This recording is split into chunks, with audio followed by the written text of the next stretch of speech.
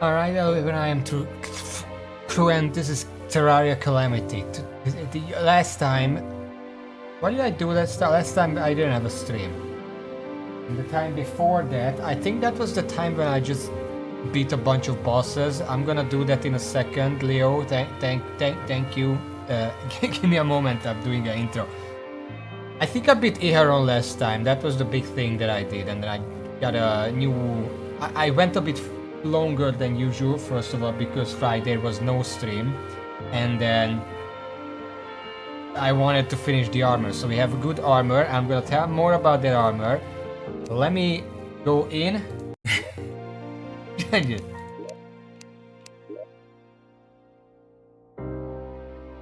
I'm stretching right now. I really should get a camera so you can actually see me stretch, so I can prove that I am. Maybe you can see my back crackling and that's proof enough. I don't know. This is water.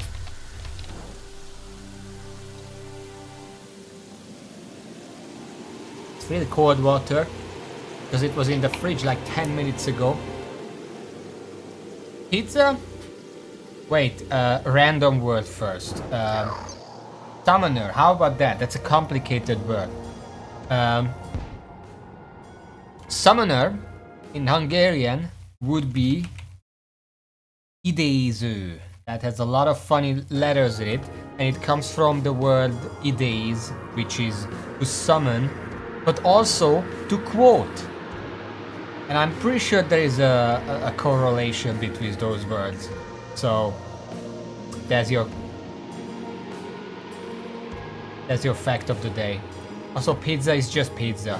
It's an Italian word, so there's no alternative to that. It's like a hamburger is just gonna be a hamburger in every language. You can ask a different word if you want, if that's a bit disappointing, because I didn't really translate anything.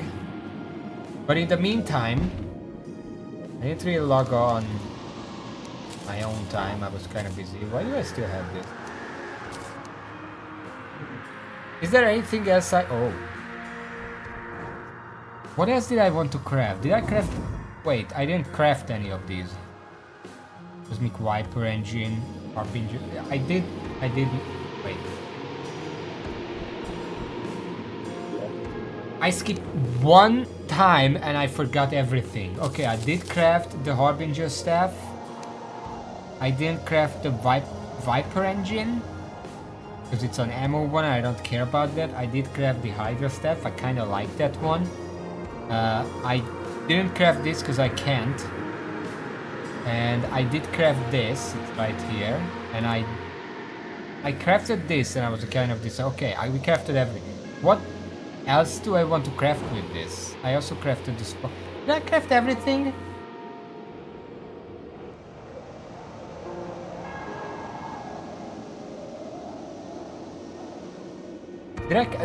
Is there anything I didn't craft? I crafted the setup tracers.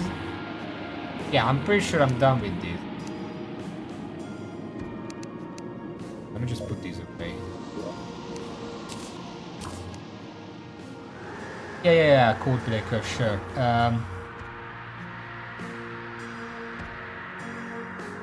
I'm gonna do that in a second.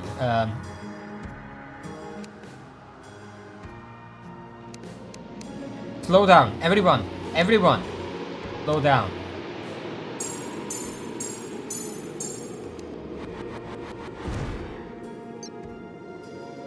Okay, some summon weapons using more than one summon slot.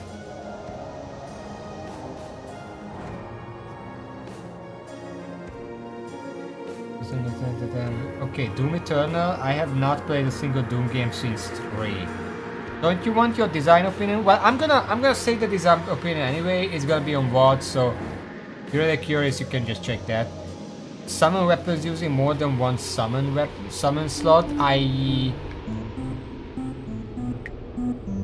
The big problem is that it makes it even harder to compare DPS. That's the biggest part of summon weapons that you care about, is the DPS. And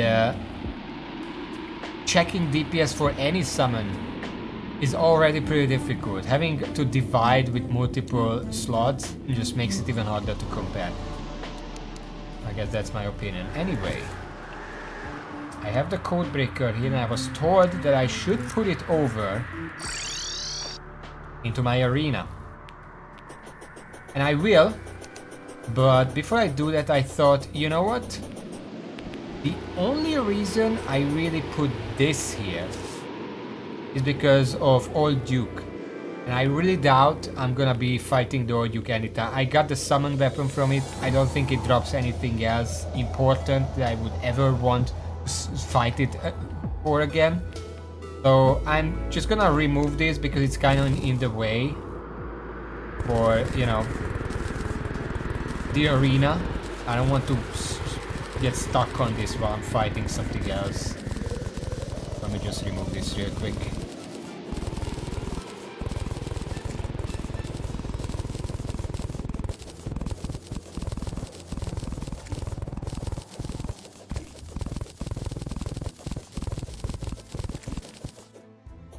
So, then I'm just gonna put this roughly in the middle there. That would be out here actually.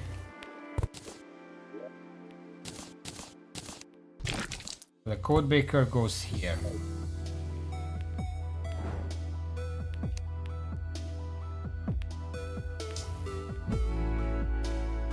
What do I do now?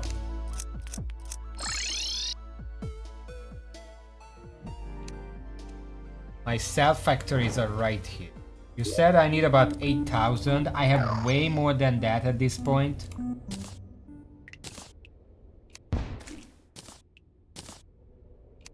Think this is gonna be enough?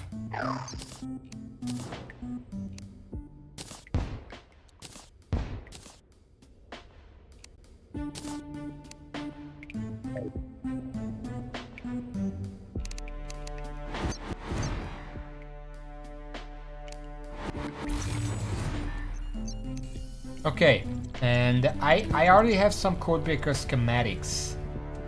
Because I did find them, I just never bothered to use them for anything. Here, okay. Not log. Crap. Schematic sunken sea. Schematic planetoid. Schematic jungle. Bunch of more power cells. I think that's all of the ones I have. And it seems like I already did this one? Okay, well I have this. Decryption computer.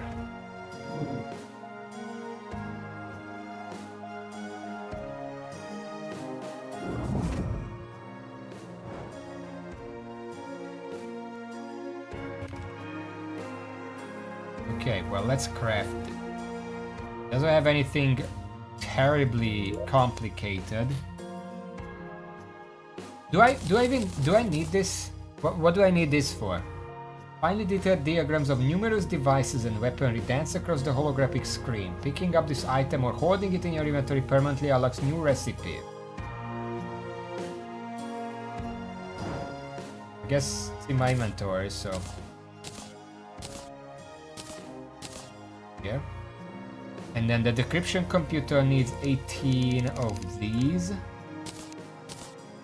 10 of these. 10 copper bars.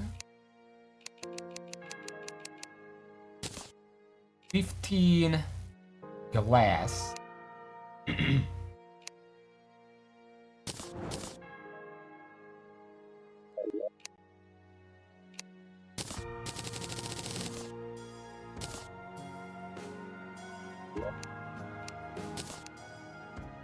And then 100 wire, which we're gonna have to buy.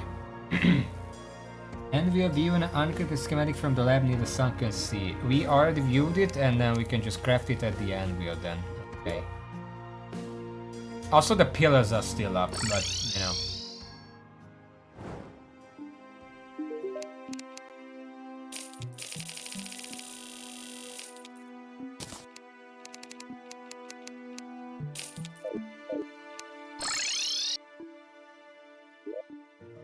it as an item.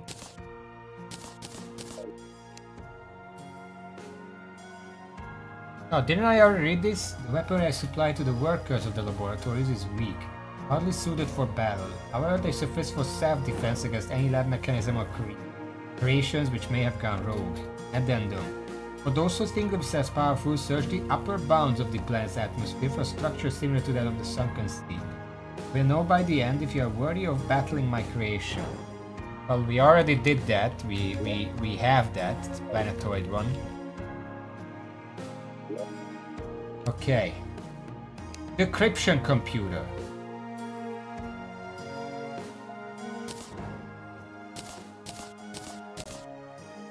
Do I still need this? Just picking up inventory space right now.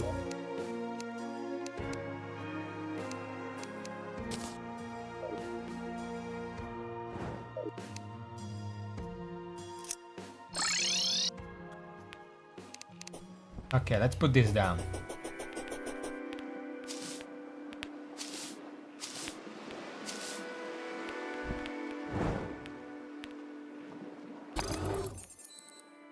Wow.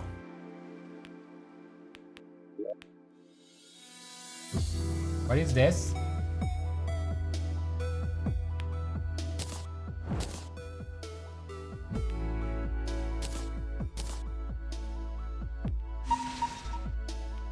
Alright, I figured that out really fast.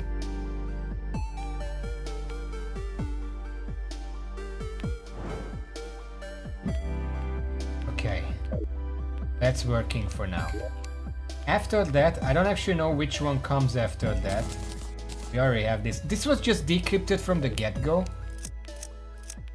Or maybe I already decrypted it with the base. I don't know.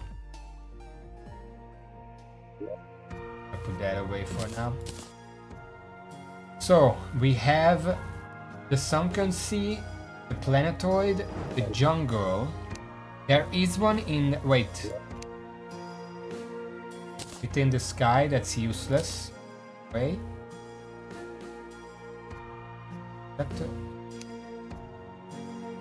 Oh, this no, this is just for the crafting of these. The underworld, which I have not gotten actually, but it's probably just here. I mean, that's the only part of the underworld that I still haven't gotten. And then the jungle I got. The desert one I haven't gotten. It's a pretty big area. Actually gonna do that. Yeah, I used them before, don't worry. I don't need the under jungle. And the frozen caverns one. Jungle caverns. So I need these three. I have the other ones already. Okay. I can charge them here.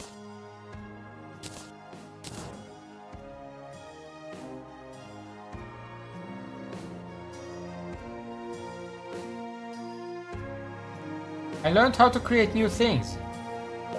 Apparently.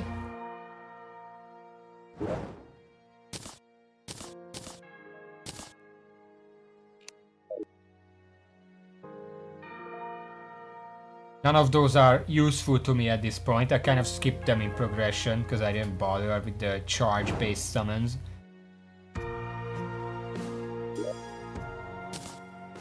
No? I'm gonna charge them all up to 100%.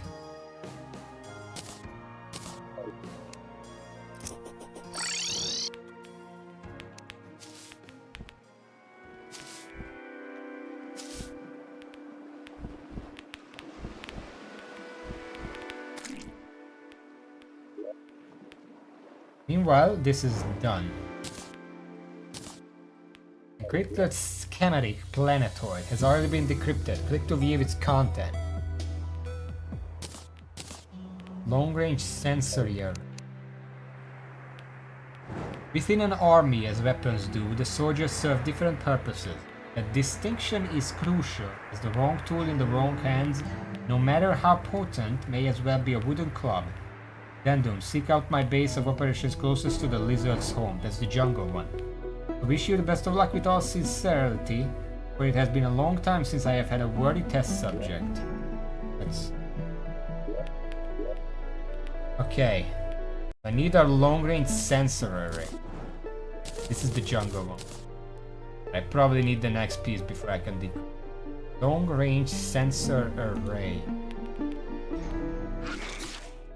Long-range sensor array. Oh, that's easy.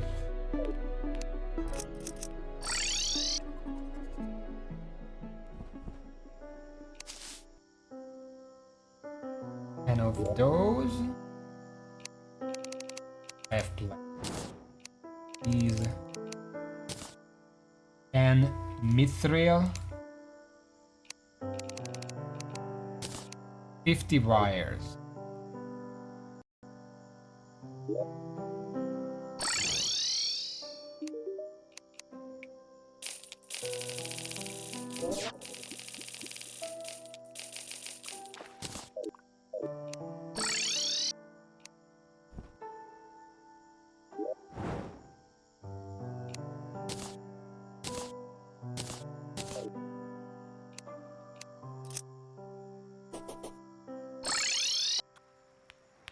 Yeah, I don't think I'm gonna run out of them.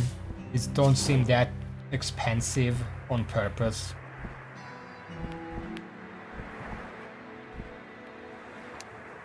Yeah, let's...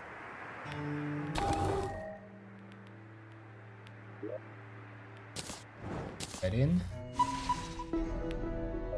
And while that's working, we might as well start looking for this stuff. First, I'm just gonna check for the underworld one, because that's really simple to find.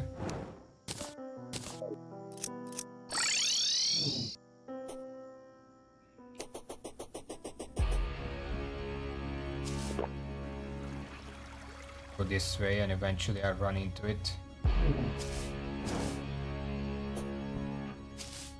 I'm assuming, I don't think it would be like hidden in the upper layers or something. It's probably just here somewhere. I just never went all the way because there is really no reason for me to.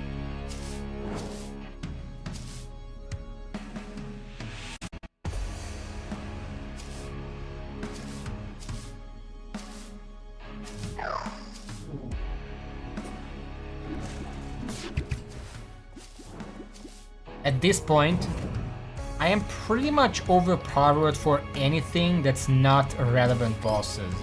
I'm pretty sure. Because my armor itself, which is by the way the best armor, the best defensive armor you can have in the entire game for Summoner. There is one more armor. Oh look, that's my jungle tunnel. There is one more armor that's probably better for offense, but it gives away a lot of the extra effects that this armor has. And you have to kill the ExoMax for it anyway.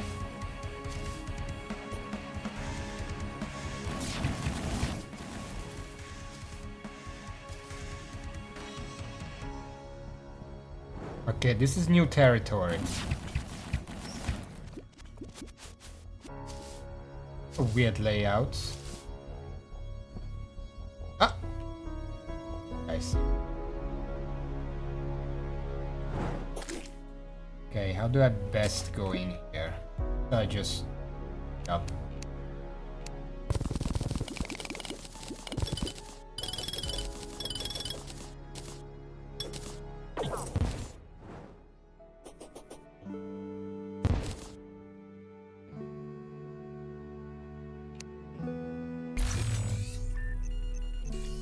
Imagine the first time you find this machine. What the fuck is it called? Egg something. It's here. Because you didn't find any beforehand.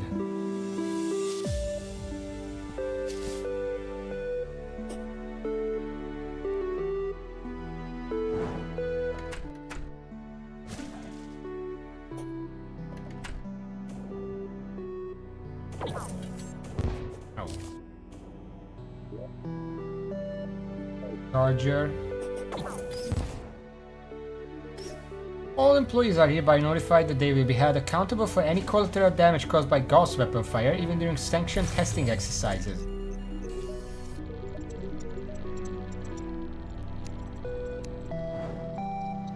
Environmental pollution log.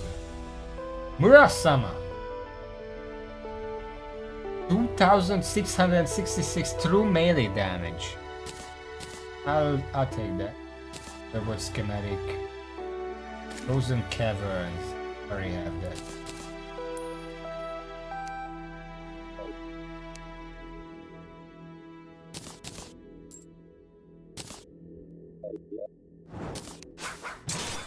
Jesus! I just crit for 10,000. I'm in summoner stuff.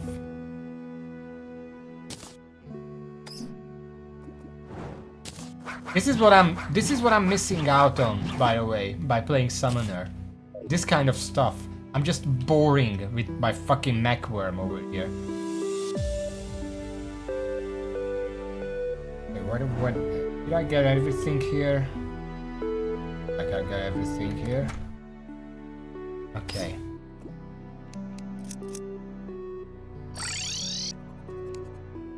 Yeah, I guess I'll keep it. I'll put it in here.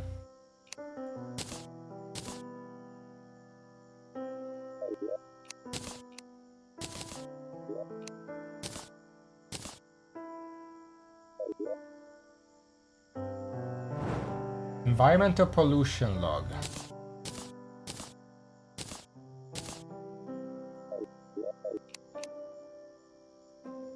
The underworld is a realm with history dating back more than a millennia when the crags were first settled, and acts as a glance into both the modern and ancient world simultaneously. Prior to my joining of Iharim's forces, Azafur was the center of scientific advancement in this world. Explosives, firearms, smithing techniques, and even entire schools of magic have roots in the city. It is doubtless that this city has been largely aided by the fact that forging is trivial in the underworld, along with an abundance of food due to Silva's essence dripping down from the abyss above. Due to this, it has prospered even with the occasional attack from demons. What are demons in this world? And what even is the underworld? Because it's not hell. It's just a place on the planet. Azafur has not existed without consequence, of course. Any society on such a large scale leaves an ecological footprint behind. This can be seen most clearly in the sea far above the city, appropriately known as the Sulphurous. Brimstone fumes became intense enough in the city that they began rising up through the abyss via a process akin to osmosis, and eventually reached the sea. Reducing the pollution the city creates, particularly from forging, is a goal Iharim wishes for me to prioritize. I see little need in it, yet it is a field of study few in this world have delved in. I refuse to squander an opportunity for scientific breakthrough. At first I was thinking they're talking about the lab releasing these into the Sulphurous Sea, and that made no sense to me because the lab was on the opposite end of the planet for me. But no, they're talking about the crag, with the ruined buildings there and everything. Oh. A particular being here has been the subject of my interest. A massive wall created from biological material lies in this place, created many years ago by the greatest mages Azafur has to offer. It is a living being, though only just. It lacks both pain and emotion, and brings terror to all who lay their eyes upon it. It is kept protected via high security by the city, and so few aside from the Godseeker's closest allies have had the opportunity to. For as long as Azafur continues to stand, it is unlikely to ever be truly released. Yet I do not deny that I would be fascinated to see the effects its release would have on the world. What about the fucking sacrifice that I have to do to summon it? Not gonna say anything about that? Okay.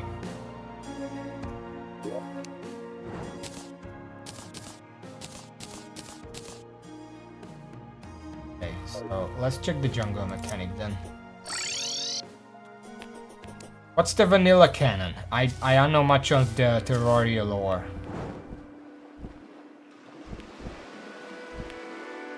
What curse? Okay. Advanced display. As rank progresses, so often does the lethality of equipment.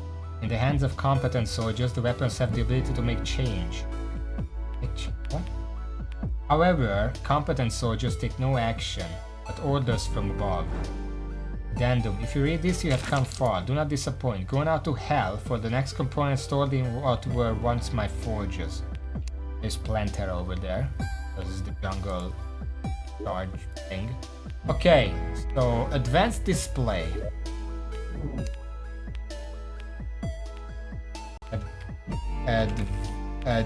Advanced display. Okay. Simple enough.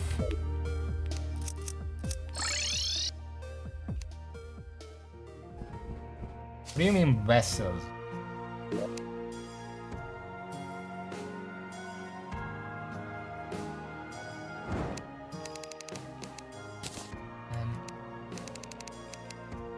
And glass.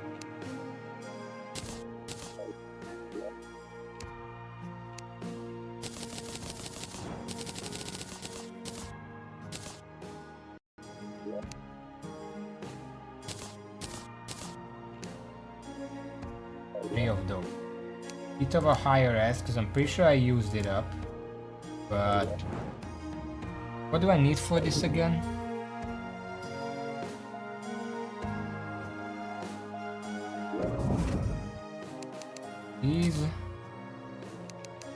These.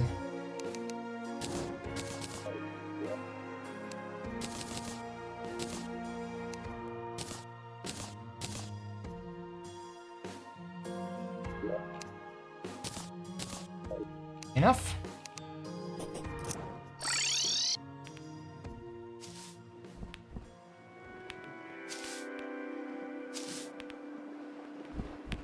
Did the guy live in that city? Wow, I can actually see what I'm doing now. Amazing.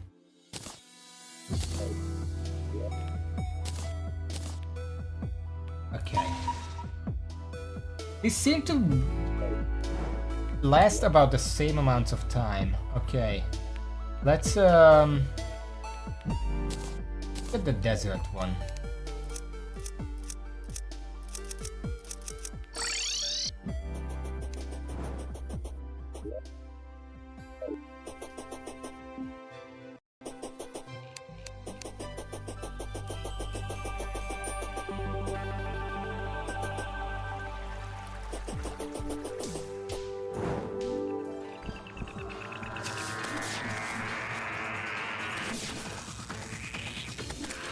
Just a moment.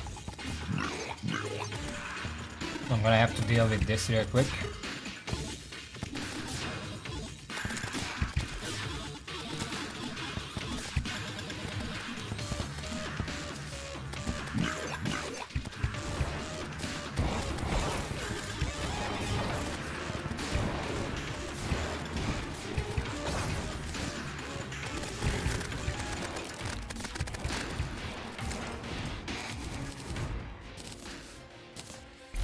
Alright.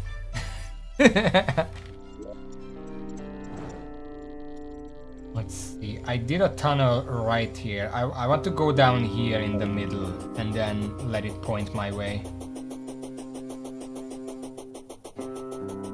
Yeah, just a little bit of intermission, nothing serious. And at this point they have no hope against me.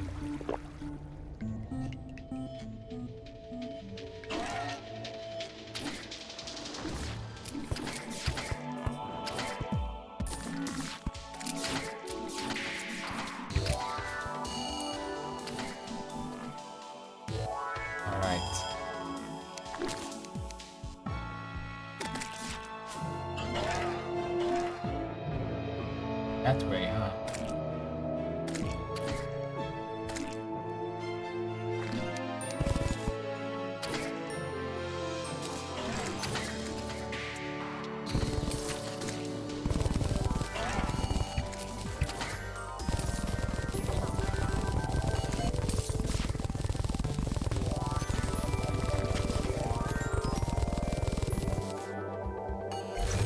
it should be either somewhere here or down here.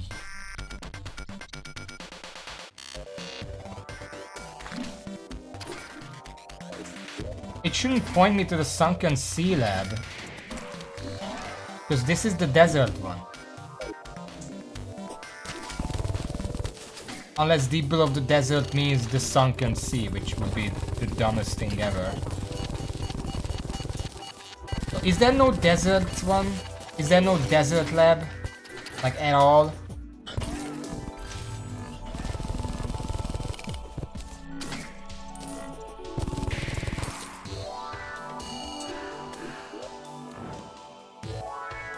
Okay, if it's pointing directly under me, give or take. Okay, well, we don't need this then. Apparently I already got this one.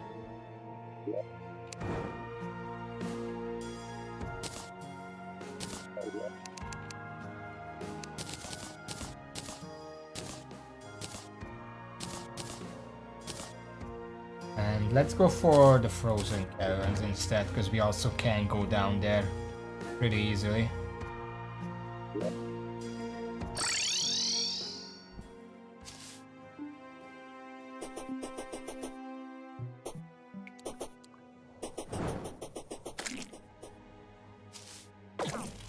I go down there.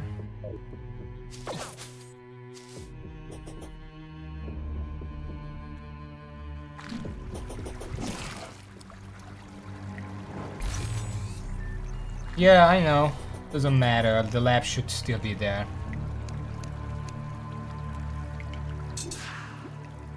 It's not actually that deep. Apparently it's here somewhere. Maybe here, because it's going like this. It should be here somewhere. This line. So if I just dig down here, fall down here, and go to the left, I should run into it eventually.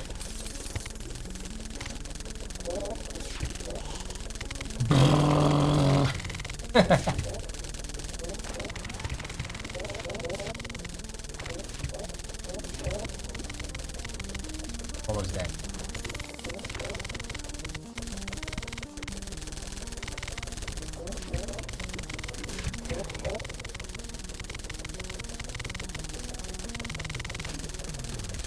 So like how I just am underground and look at the map, it just randomly discovering all kind of things.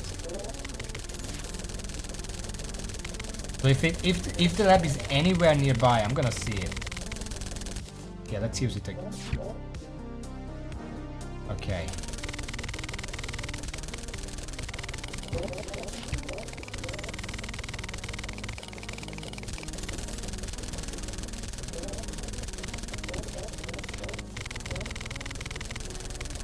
Oh, there it is.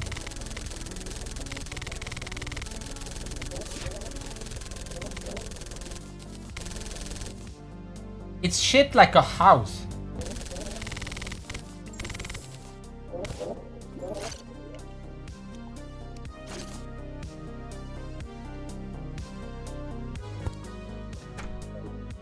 It's just shaped like a normal house.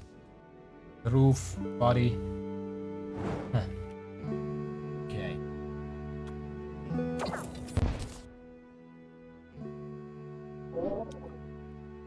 There's also the frost chest here for some reason.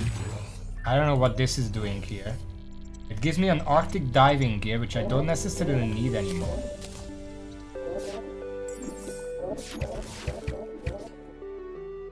Because I already upgraded it. It's not big.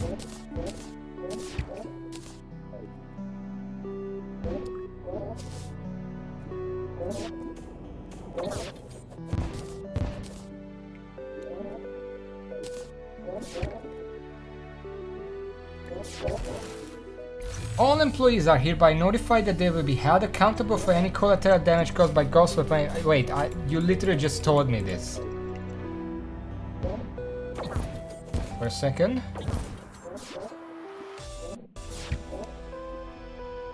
Cryonic material log. Encrypted schematic ice. Endurance potion. You'll take.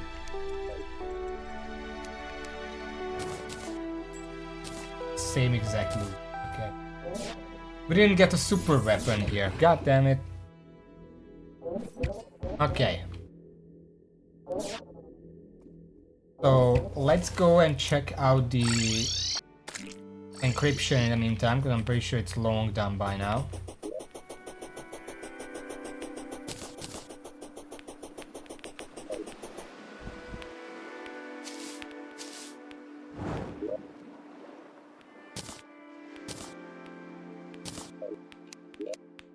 So we need the voltage regulation system. Also gives me the pulse dragon and stuff like that. Only the highest ranking in the battalions of Iherim's army held these weapons. However, they are still not my most potent tools. Those characters could not be trusted with them. Addendum, the final piece remains. Travel now from the hottest fire this land has to offer to the most frigid cold. Cannot deny having some sense of poetic symmetry. Okay, but then what is this? Did I already find this one? I don't think I did.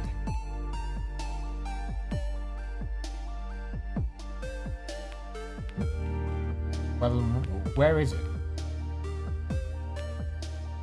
That's the C one. Oh, that's the... Is this the underground one? Inside the sea? Maybe it's not the sea and it just sort of spilled down here. And this is the underground one.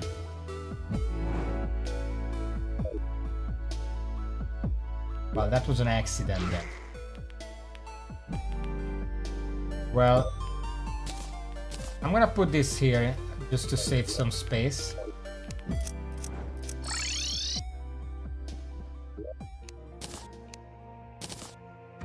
And I don't even need this.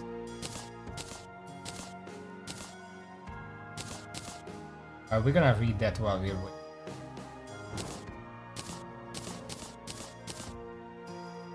Voltage regulation system. Voltage.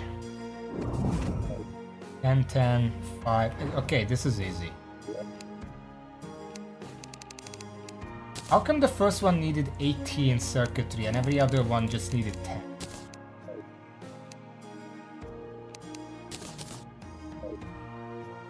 Ellie Bloom.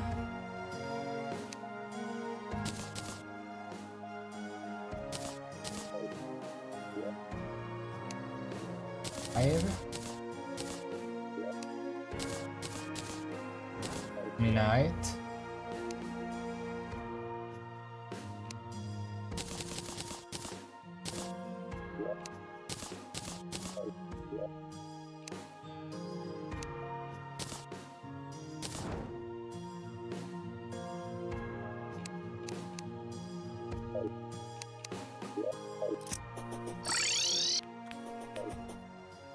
Apparently this is the final piece.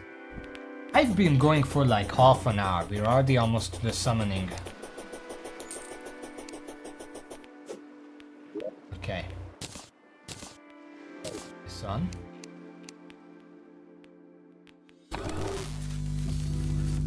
That barely changed anything. 5,000. Yeah, let's go. A freezing tundra where only creatures that have adapted to the sub-zero temperatures thrive. Few sapient beings have ever permanently resided here, save for miners and the Archmage. With this fact in mind, Iherim has requested I observe this place for oddities due to the armies largely having glossed over this location. Additionally, I have been requested by the Archmage to perform studies on his frigid metals. There is little else to do in this frozen wasteland, and so his request has been accepted. Cryonic ore, as the Archmage simply calls it, is a material seemingly akin to iced over glass. One would assume it is a fragile material at a glance, yet upon testing, it is clear that it's not the case. Plating made out of it has been found to be more durable and resilient than mithril alloy via flexural and tensile testing, followed by destruction attempts. Yet, it is but a fraction of the weight. Perhaps mass amounts of this material could be used to forge armor for units who disdain for the usual burden of metal plating. I will likely inquire further about the creation methods of cryonic ore to achieve this. As described earlier, cryonic ore was developed by the Archmage Permafrost. Despite his position as the Mage of Mages, he has little will to engage in combat. He instead acts as advisor to Hyrim, assisting in much of the managements of cities and towns taken by or sided with the Godkiller. In addition, he seemed to have bonded with the girl who arrived seeking Hyrim some months ago, acting as a fatherly figure to her. I must have taken an interest in her immense natural power. Is that Calamitous? Oh my god, lower!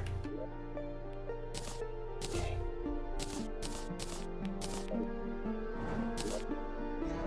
Done?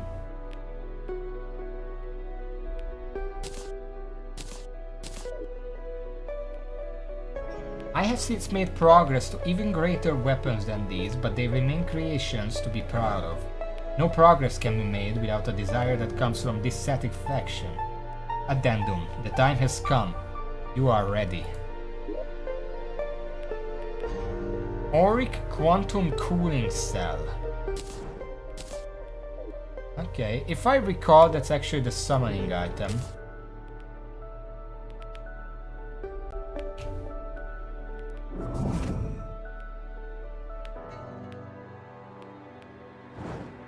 No, this is just an upgrade. Well, we're still gonna make it. We probably have all of this shit, so not like it's gonna take very long. What now? Whole warper. Yeah, I'm sure it is. Okay, let's see. Auric bars. How do I make those again? Well, let's get the other stuff first and I'll look in. 8.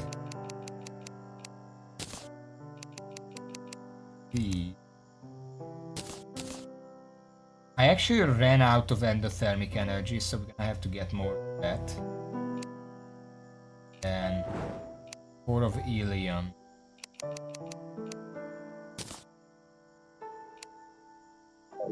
So how do I make Auric bars again?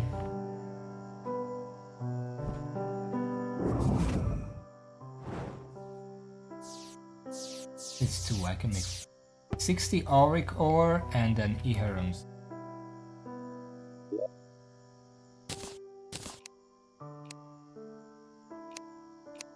Okay, I still have plenty of.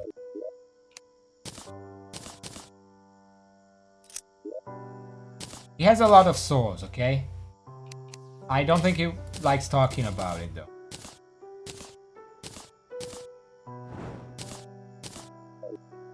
Some space. Make some space.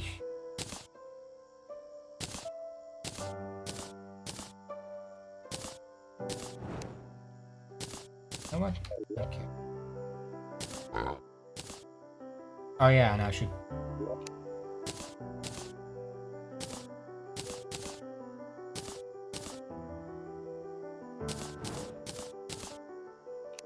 Okay. Frost moon.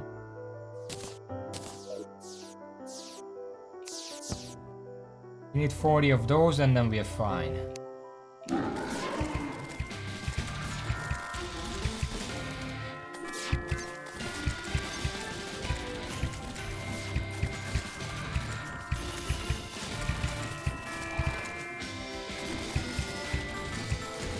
Okay, but the trees are no problem. Kind of get destroyed off screen.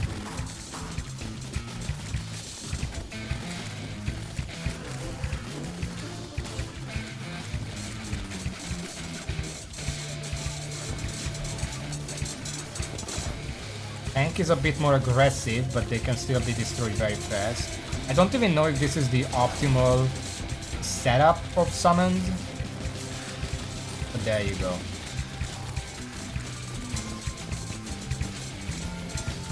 Also, Raven, please find this music for me and link it for me for after the stream because I want to listen to it independently.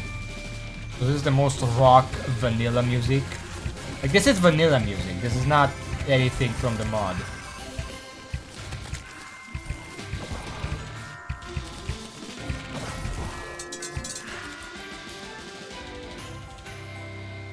That's not a question. I know that it isn't.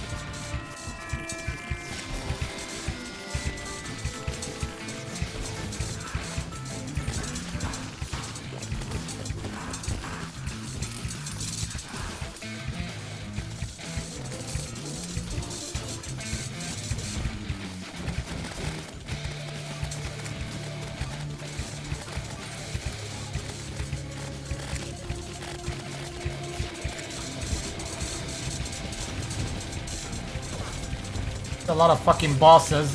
Jesus.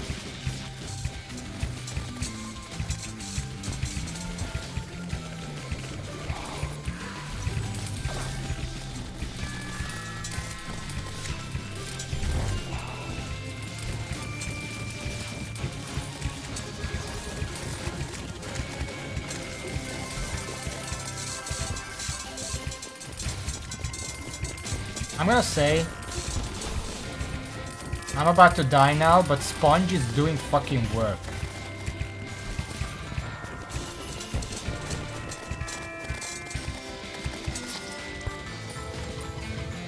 He's blocking at least 2 or 3 shots before I finally die.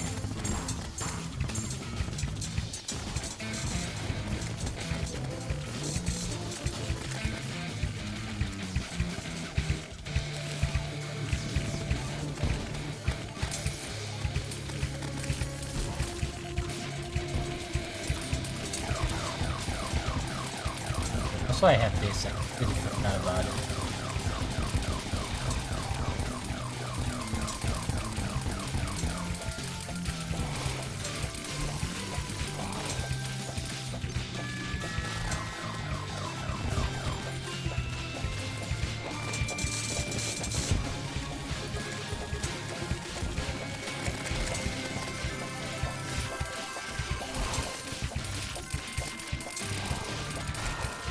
I was kind of trying to stay alive by defeating the weaker bosses and just eating their heart. Which sounds more barbaric than it actually is.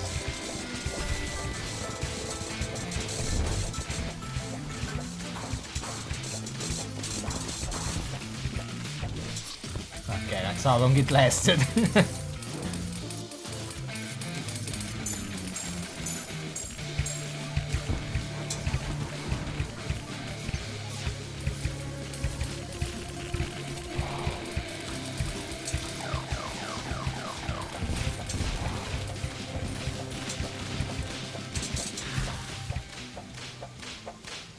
Okay, and that's it.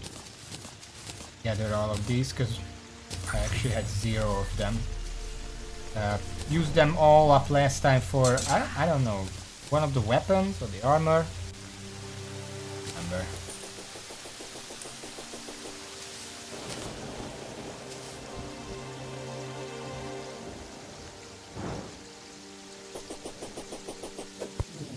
But either way, that should be enough.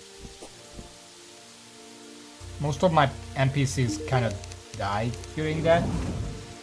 I don't think that's my fault.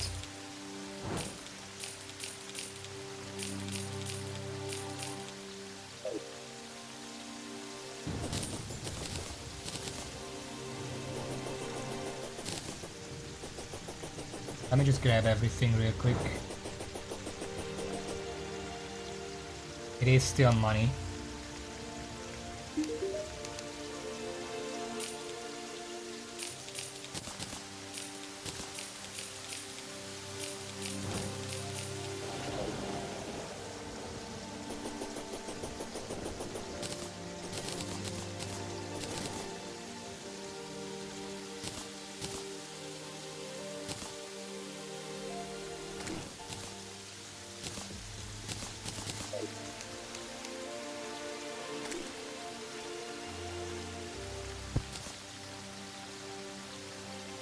Okay, what? I'll craft this already. Wasting my time. None of this matters.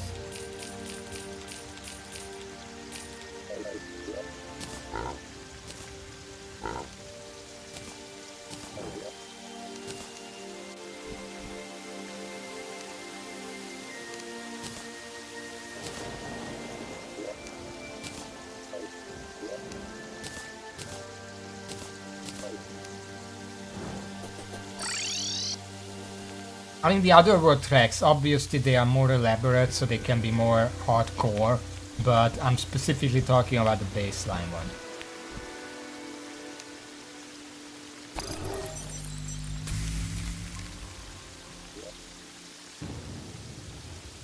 Contact. Well, I mean, might as well, right? I don't know. I need information before I can actually make an educated guess about what to use against them.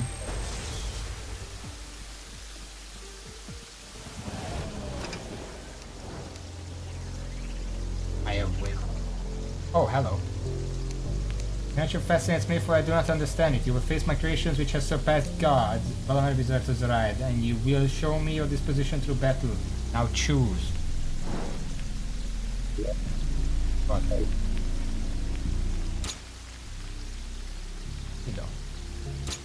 Oh! Thanatos, a serpentine terror with impervious armor and innumerable laser threats. No, not another fucking worm, okay? No. Had enough of the fucking worms already. Ares, a heavyweight diabolical monstrosity with 4 exo super weapons. That's the Skeletron one. Artemis and Apollo, pair of extremely persistent automatons with us. That's the twins. Okay, let's go with the twins. Oh shit.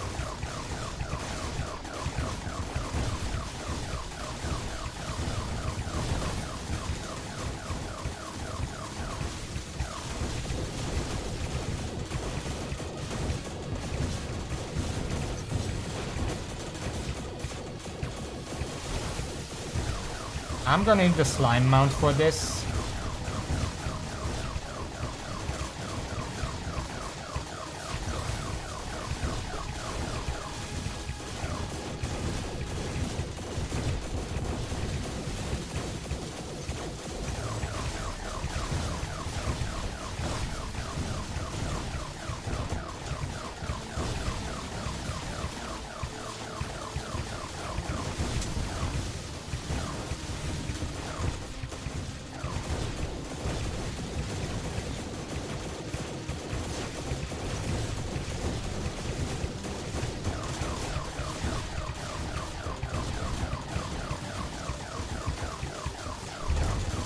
Oh fuck, what the fuck?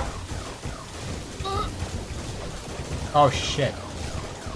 Oh, that's Skeletron and that's the other one. We have to deal with the worm regardless. Did you just tell me to choose? What the fuck is this?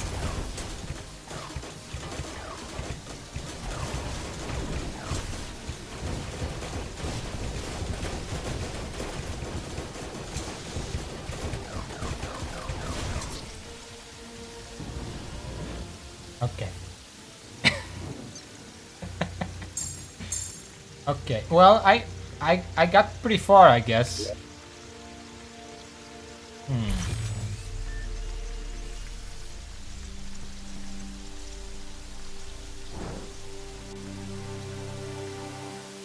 Doesn't really matter the drop table. Oh, sorry, I don't need this anymore. Let's just put that away. Okay, so yeah. Let me just. Okay. I'm gonna need more cells for this. Bring all of these and the chest to put them in.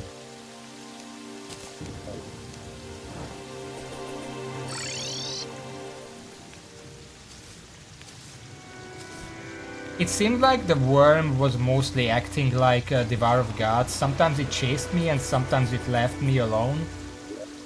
I'm assuming that's that behavior.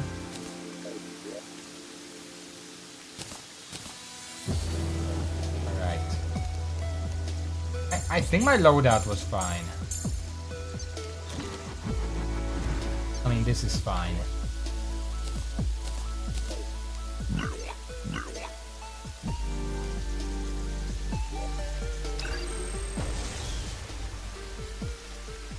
Let's try starting with Skeletron this time. Hello. Why do you look like a guy from Fallout? Not Fallout.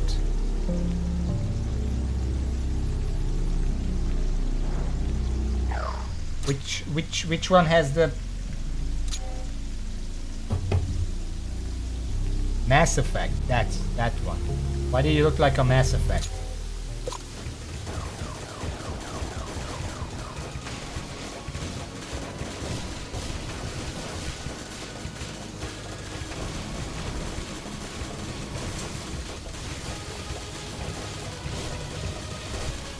Okay, that's gonna take.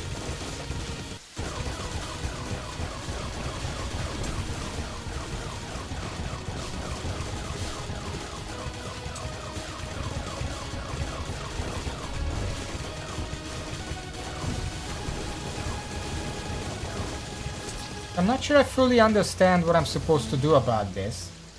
Because a lot of that cannot be dodged.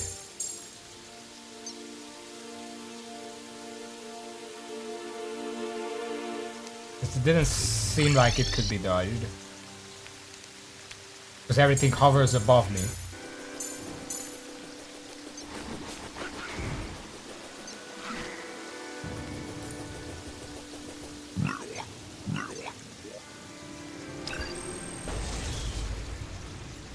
Does it actually use power cells? Okay, let me give this another try. I didn't mean to choose. I guess I can check its mechanics. It just has the lasers like the standard worms. And then sometimes it tries to chase me down.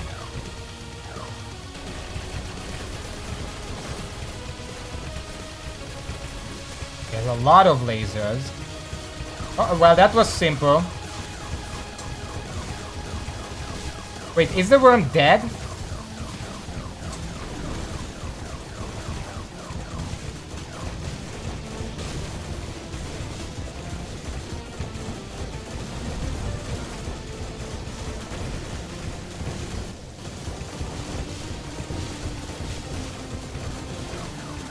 Did you just die in like 20 fucking seconds? What happened?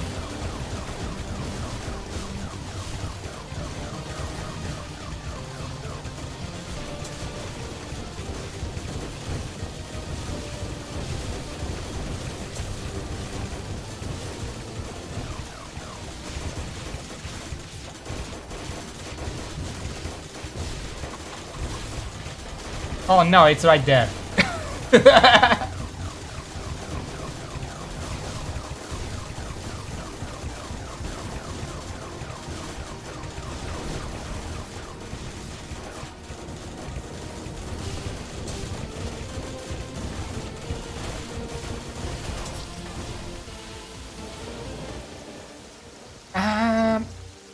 Skeletron, or like whatever his name is, he's the hardest part of this boss fight. That's pretty clear already, I think.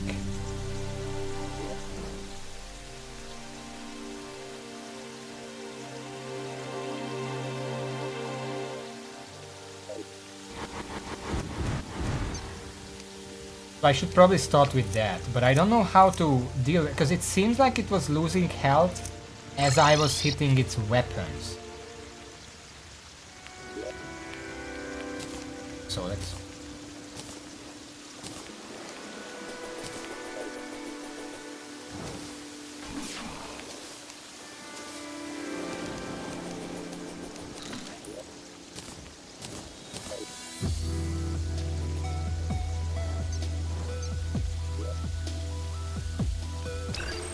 Doesn't seem like it's using powers, actually. That's a shame. So I do want to start with Skeletron then.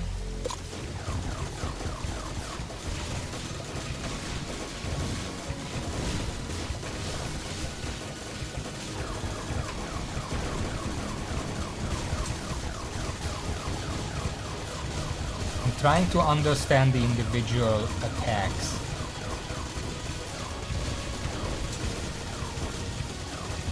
Laser is probably the one I would most want to deal with. But I think it's easier to just attack the boss directly.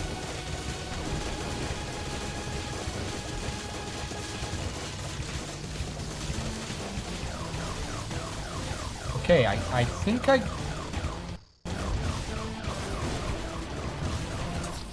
Okay, well, I just lagged a lot there, so that was...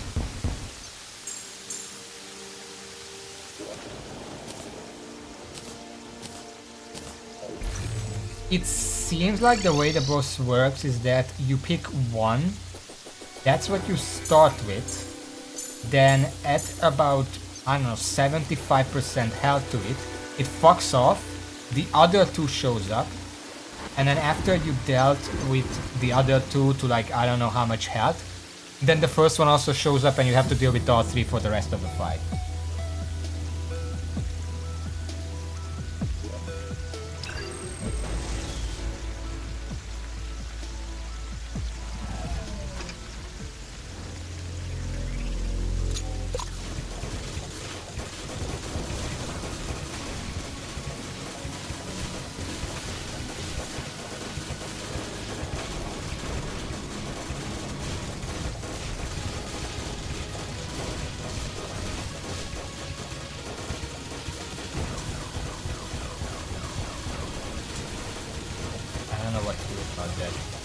It honestly feels like this boss just expects me to be in the air 24/7, which I don't know how I would do that.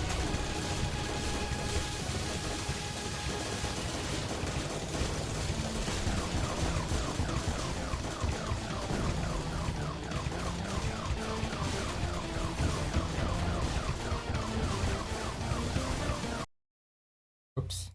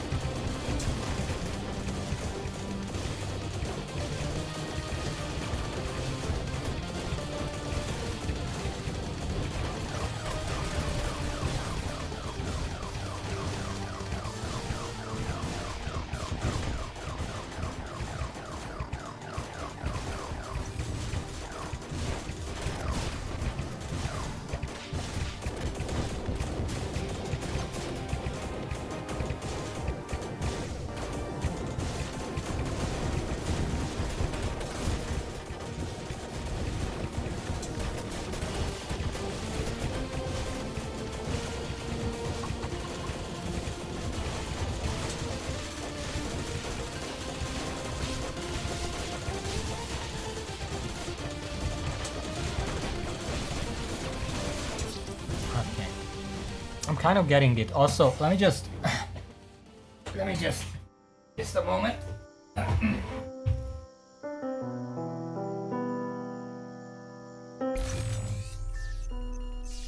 New mouse.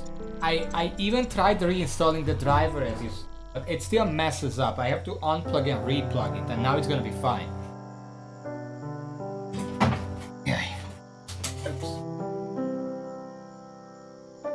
In the middle of the fight, it paused because I accidentally pressed the left button and it opened the computer. Now it's good. Okay.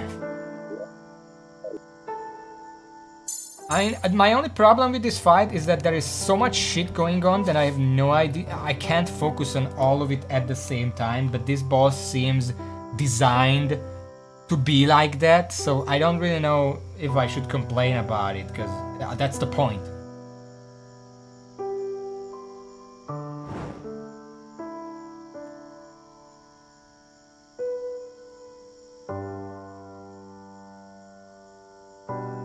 So what weapon should I be using for this? Because the Macworm seems like good for it. I'm not sure about the Calandra.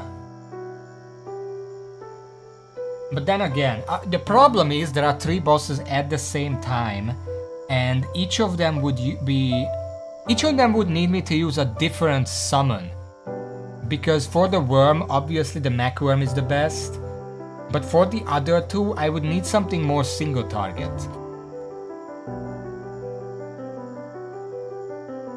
Like the Endohydra, a good one.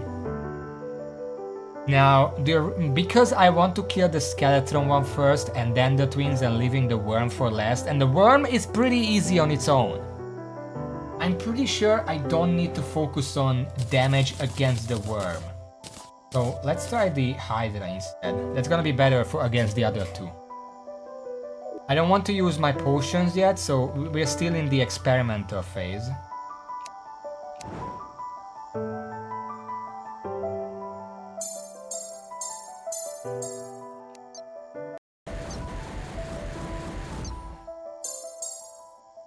I guess let's try like this. The weapons do deal a lot of damage. They also give me healing if I remember correctly.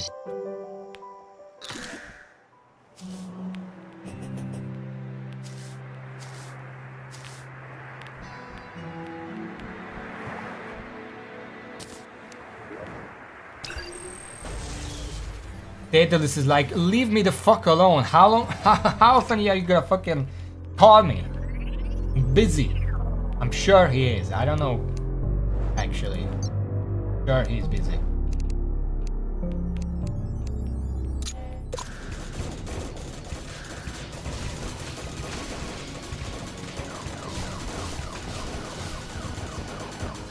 Alright, just a bunch of...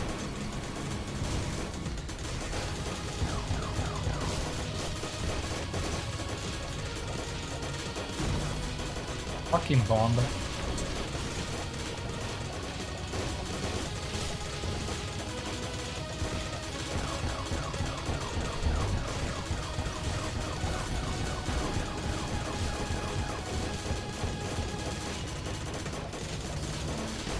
Wait, he's still there. What the fuck are you doing here?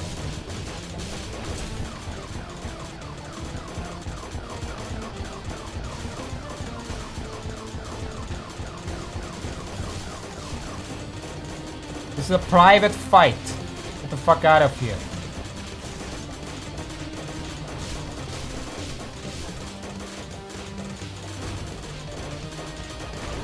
Okay, I'm doing a lot less damage here, like this.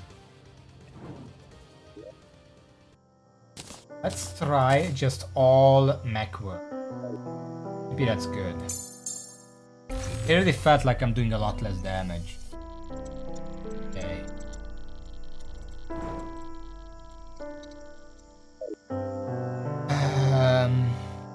The laser is the biggest problem. I keep not noticing that I should be dodging. Also, the sentries are completely useless at this point.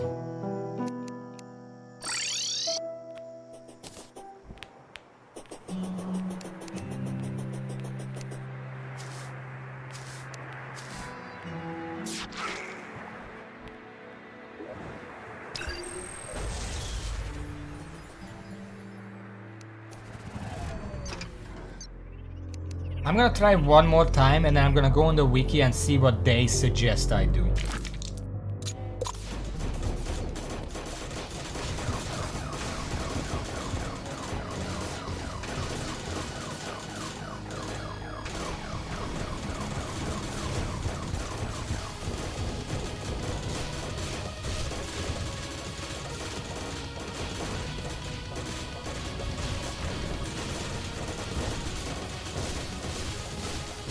As long as I keep moving, 3 of the hands are completely helpless.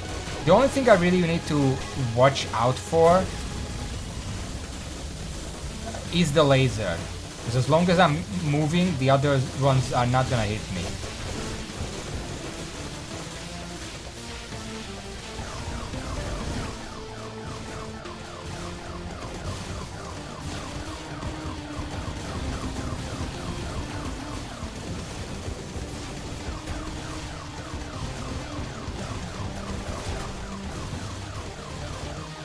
And honestly, none of these two can hit me as long as I keep moving.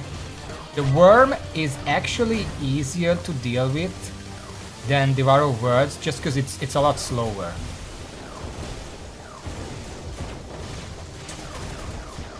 Well, unless I run into it, but that's my fault.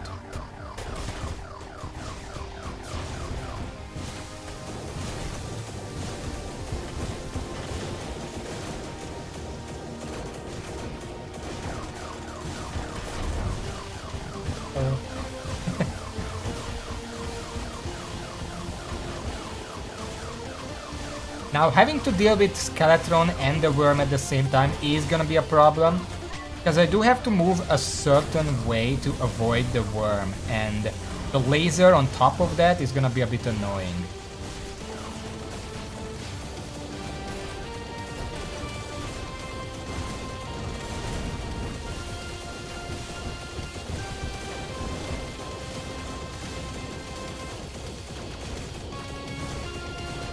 I noticed the worm explicitly tries to avoid touching the top of the world. Oh, hello there.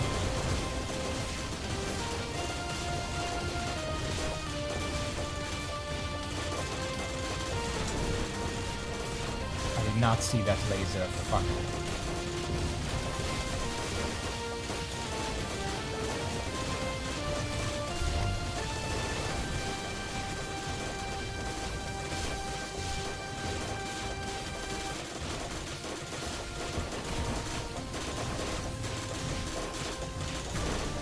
I don't even think the worm doesn't go to the top of the world. I think it's trying to corner me. And that's why it's moving in this specific way.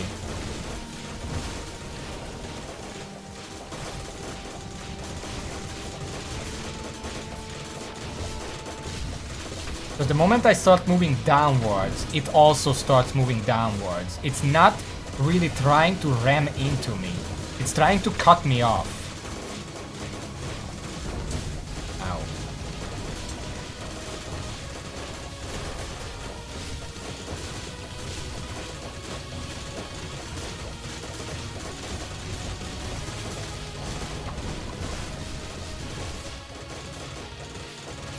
Where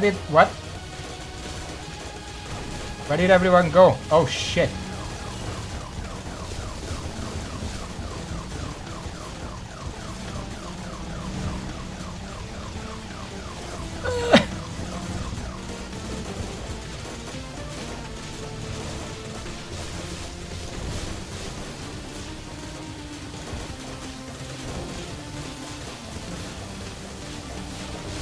Okay, other direction.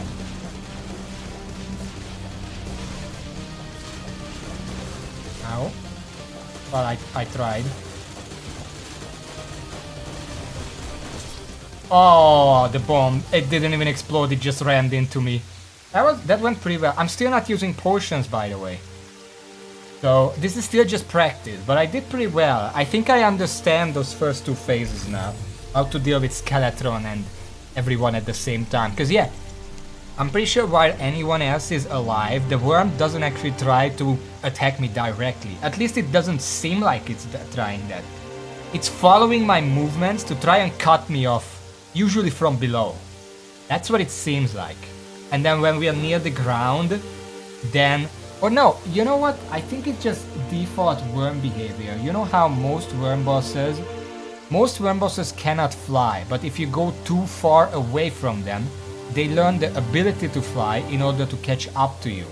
So it's just following me up into space, and once it catches up close enough, then it starts falling down.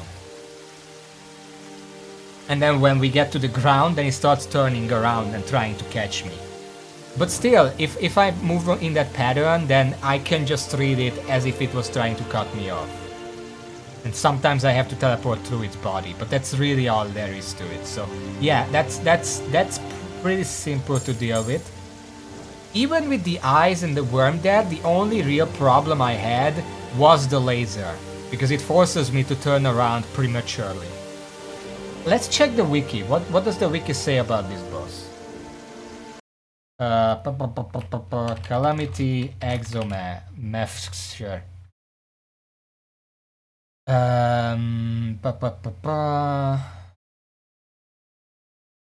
Where is the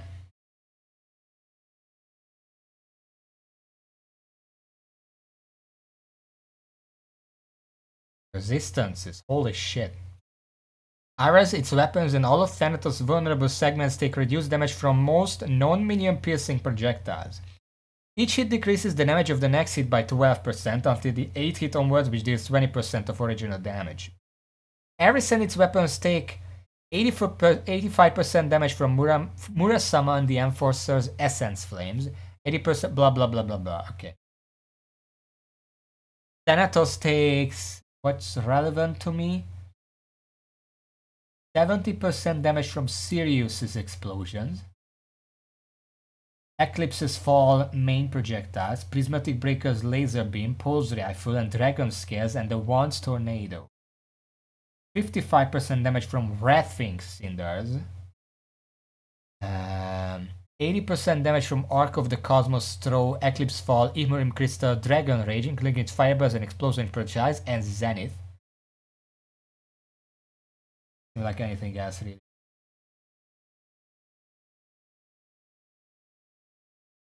Tips. Guide Exomax strategies.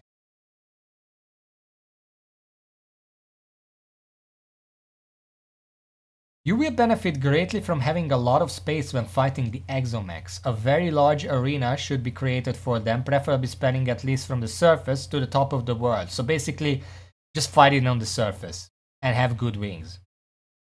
Should you desire more space, you can extend your arena underground.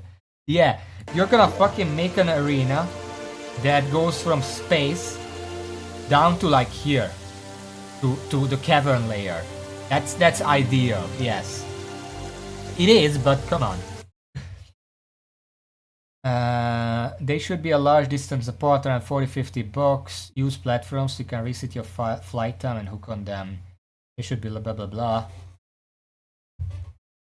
Another strategy is to use a bridge of asphalt blocks, which is useful for running to the left on to avoid Thanatos beam. I don't think that's a problem. Gearing up! Armor. Auric Tesla armor is the preferred choice for all classes. Fearmonger armor paired with the Ethereal Subjugator can be a decent survivability oriented choice for any class due to it granting immunity to powerful debuffs inflicted by the Exomax attacks, along with the very strong regeneration it provides at the cost of DPS. The Ethereal Subjugator deals very little damage by itself at this tier, requiring the player to use other weapons. Summoners may prefer using more powerful minions instead. Wait, the Subjugator heals? I don't think it does. Why are you even mentioning it?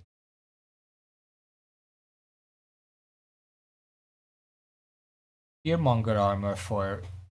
Well, I didn't know it. I actually didn't know the Exomax applied debuffs. I assumed they applied dots, but it's just so inconsequential that it doesn't really matter. Accessories. Movement. Drew Wings or the Seraph Traces are the preferred movement accessories for this fight. The former offers increased control and a higher flight time, while the latter provides increased speed and immunity frames. The Asgardian Aegis or Statis Void Sash allows the player to make sharp turns, which can be useful for dodging fast attacks. The Asgardian Aegis additionally provides a ram and immediate knockback. Stasis Void Sash this provides a guaranteed ninja dodge every 90 seconds and increased jump acceleration. Defensive. The Sponge, Chalice of the Blood God, and Rampart of Deities are all great defensive accessories that will substantially increase the player's survivability. What is the Blood God Chalice?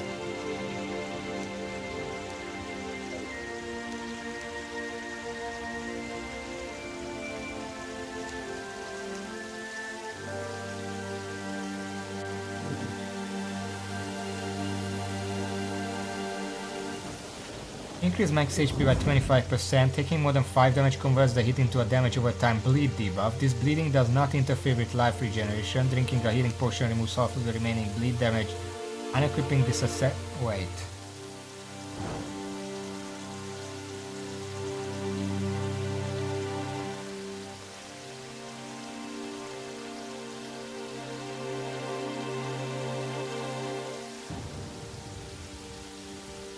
Wait a second. Does the bleed from Chalice of the Blood God count as a debuff for purity?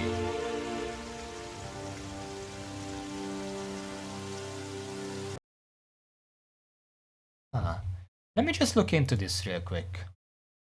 Chalice of the Blood God. Most aware of the however, the remaining mitigated damage converted into a bleeding effect which functions separate from standard life regen. Drink any help if the excess is unequal bleeding.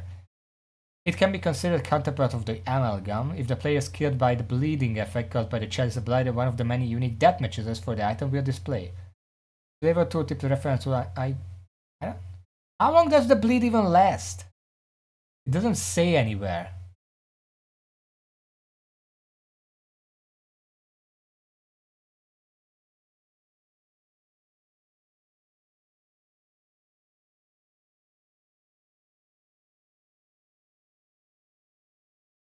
Buff max set, no longer halves contact damage on 20 second after. Now releases automatically become as restored any damage over time. Blade within functions from the drink any potion. I have no idea. But I could try it. It's pretty easy to craft.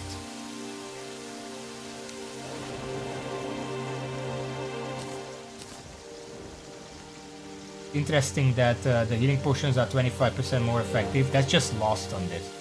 It's just not here.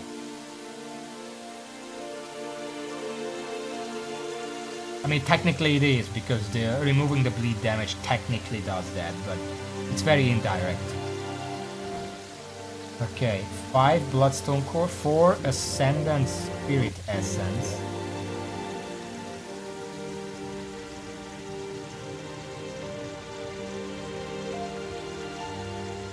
Why not?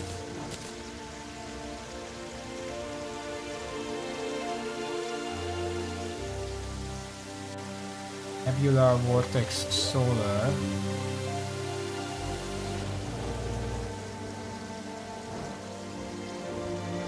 Oh, am I out of... There is no way I'm out of Stardust.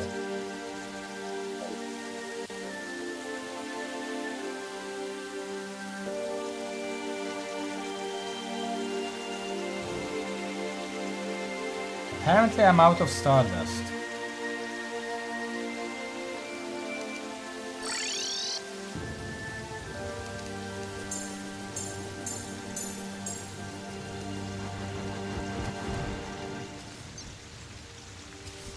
The fragment from the pillar to make the fragment.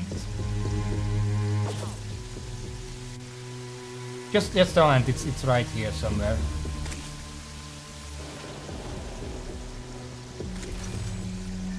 Somewhere. Alright.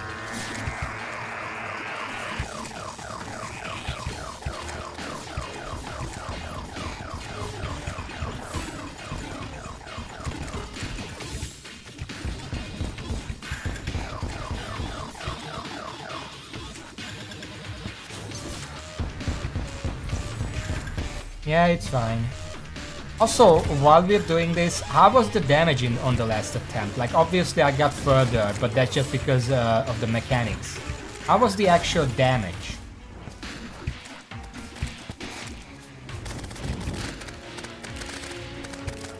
Was it better if I had mirror, or was it better as all mech were?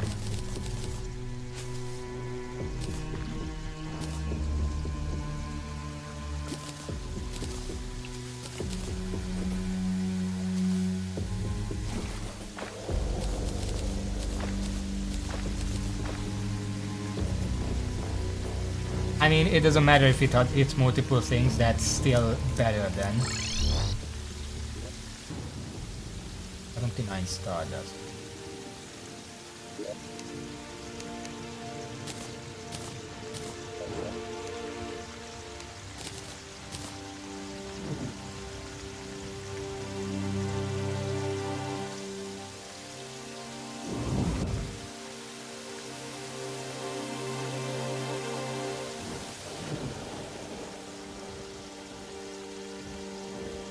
Oh, it's not even what it needs this shit.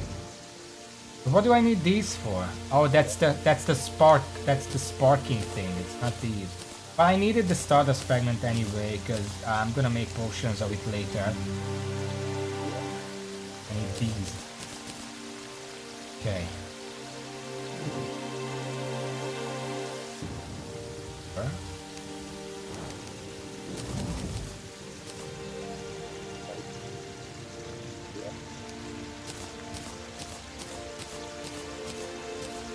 And then blood core.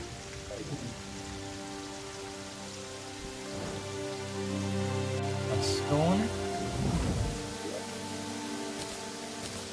Orb. Protoplasm. Do I even have any of those left? I'm worried too much.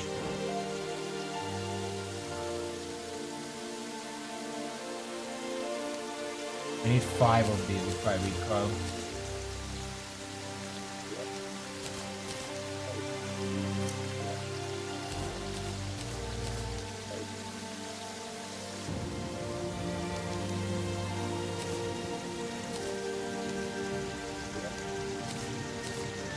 And of course we have to reforge it, and I don't even know what I'm gonna replace. Do I replace the Phantomic artifact?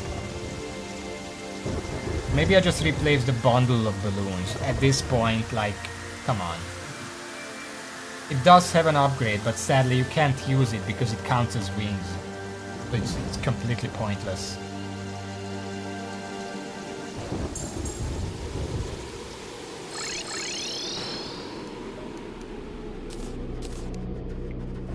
I have 236 platinum, by the way.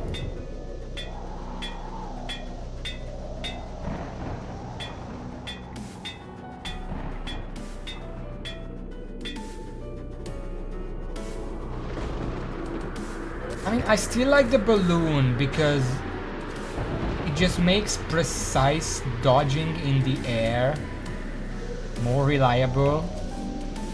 But I guess I should probably get used to not having it. 950 health. With certain armor sets I could easily get 1,000 health at this point. It's just asinine. There we go. Okay, what else? Wait, I want to test this.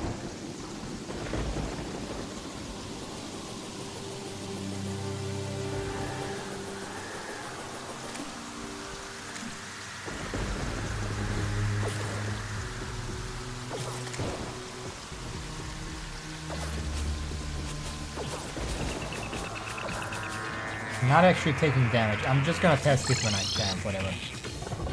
Okay. Rampant of the community is a great all-around accessory that boosts offensive and defensive stats as well as providing more movement speed. Now the problem is I don't even know where I would put that. Is it better than the Phantomic artifact? Probably in terms of raw stats. I don't know if the Phantomic artifact even gives... Because the biggest problem with the Phantomic artifact...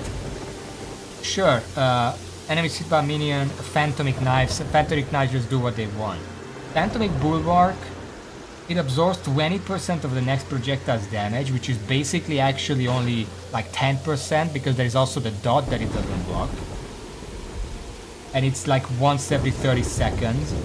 And the Phantomic Heart doesn't even matter because it's not an automatic effect, you have to pick it up. And if you're fighting a boss moving all over the place, you're not going to be able to turn around and pick it up. So it basically does nothing in that regard.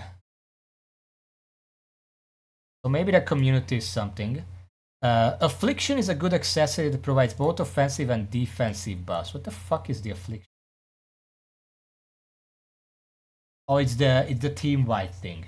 Gives you and all other players on your team 0.5 HP life regen, 10% max life, 7% damage reduction, 13 defense, and 10% increased damage.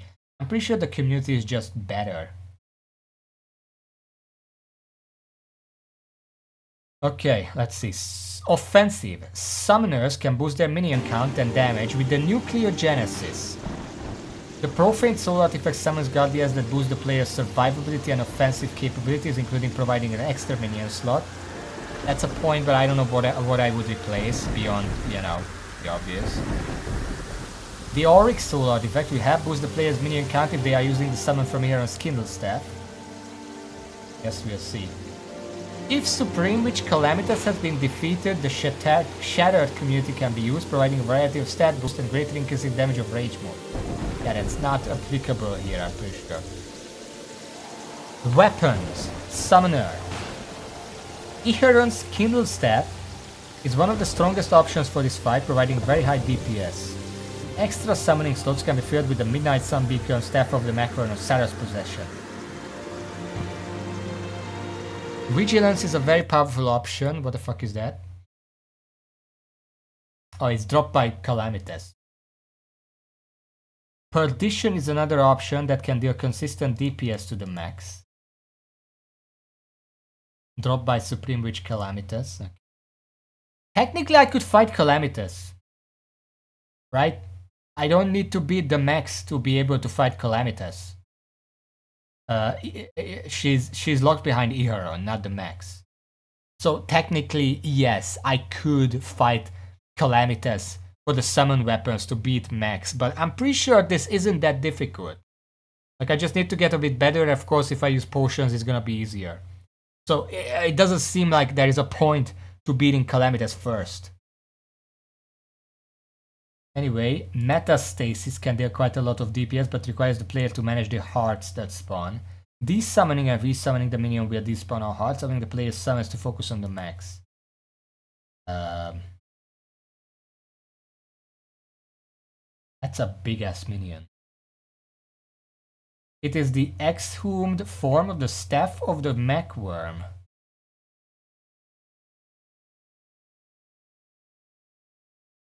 Exhumed?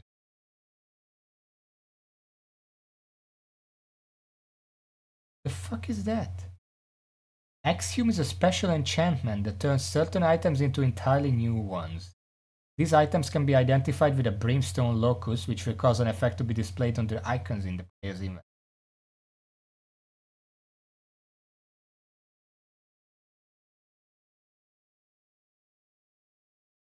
Exhume transforms this item into something significantly stronger. Burning Sea, the Community Entropy Vigil, Ghastly Visage, Staff of the Macworm.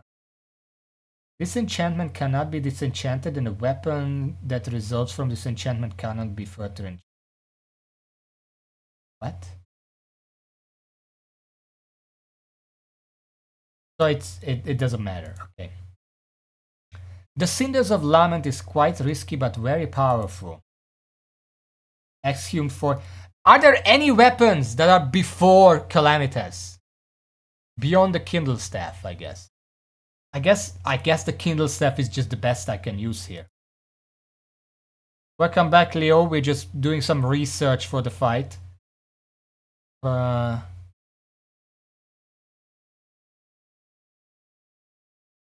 soaring buff is useful for the increased flight time. What's the soaring buff? Increases wing flight time and horizontal flight speed by 10%. In addition, it restores a fraction of the player's wing time whenever an enemy is hit by a true melee weapon. It's the soaring potion. I don't think we really need that. It didn't seem like we were really hurting. I think the community and we have to try the Kindle Staff. How was Doom Eternal? Do I even have the community? What the fuck is this? Uncommonly drops from Leviathan. Do I have it? Wait. No, I don't have it. I guess we're gonna go fight the Leviathan a few times.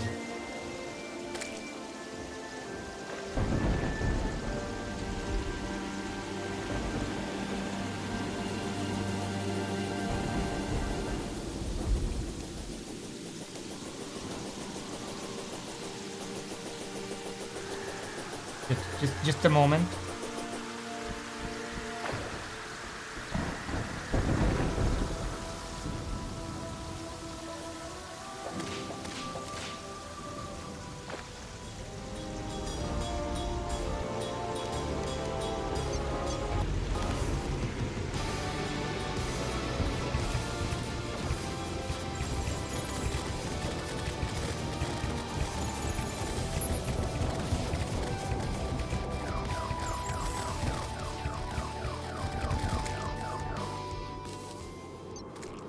I kind of felt bad about that.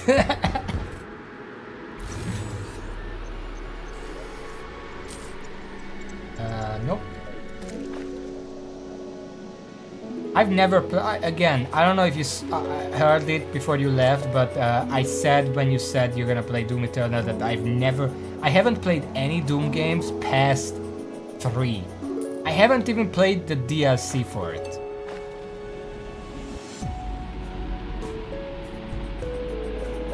Also, Raven, can you know this music too? I mean, I know I already listened to it in the past, but I want to listen to it again just because it sounds really good. The ocean music.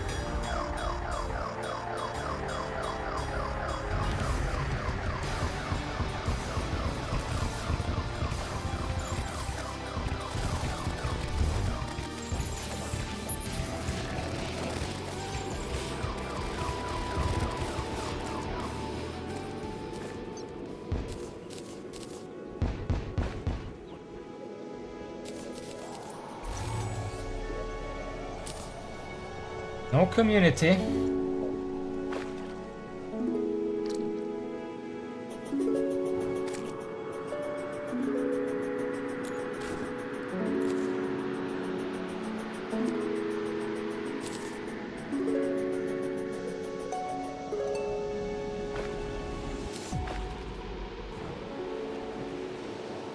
This Serene Tides. This is the music I want to listen to.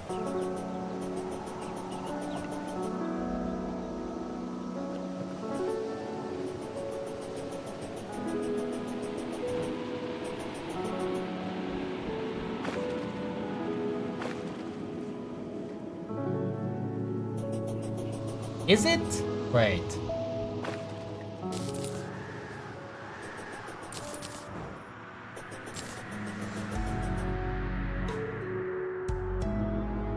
Yeah, it's probably. Whatever. Isn't it a modified version of the Sulfuric Sea music, by the way? Sounds familiar, but it wasn't this one.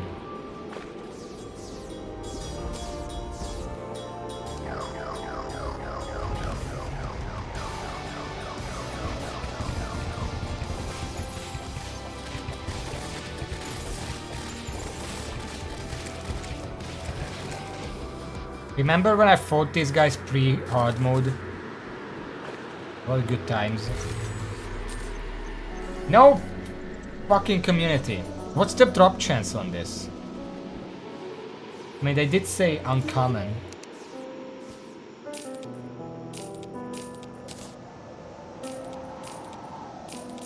Am I expecting? Getting a lot of money for this. 10%. So it's the same as I don't remember, something from a King Slime.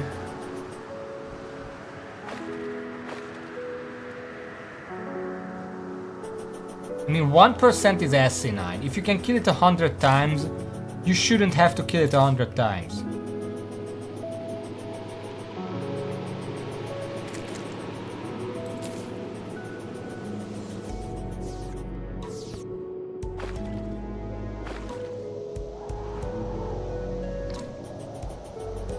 I think it was the slime mount, yeah.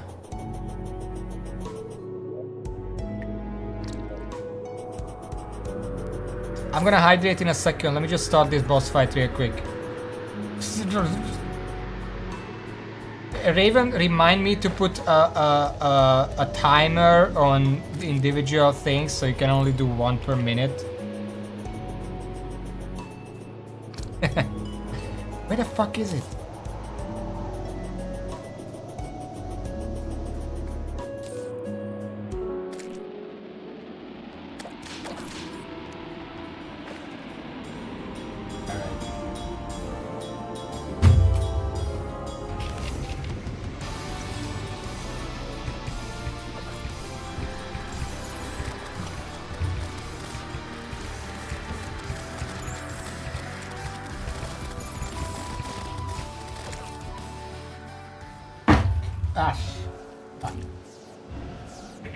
What happened?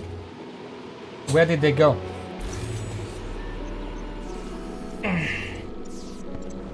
How about random Hungarian word? How about siren?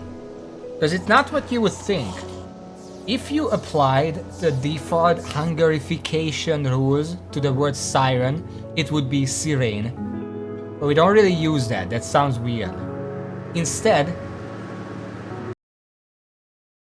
it's shallu. That's the siren. A little different.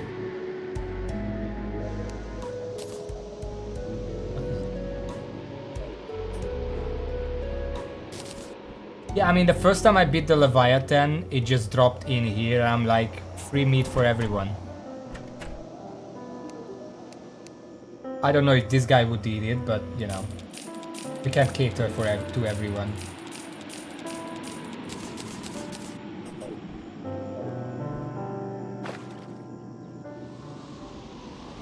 But yeah, the funny thing is that siren, as per the mythical creature, is not sirene in Hungarian, even though that would be logical, even if it sounds weird. However, the siren, as in the light on top of like a police car or whatever, that is sirena, with an A at the end. So that still derives from that word. But the word for the actual siren, as in, you know, mermaid, I guess that's a synonym. That's a different word.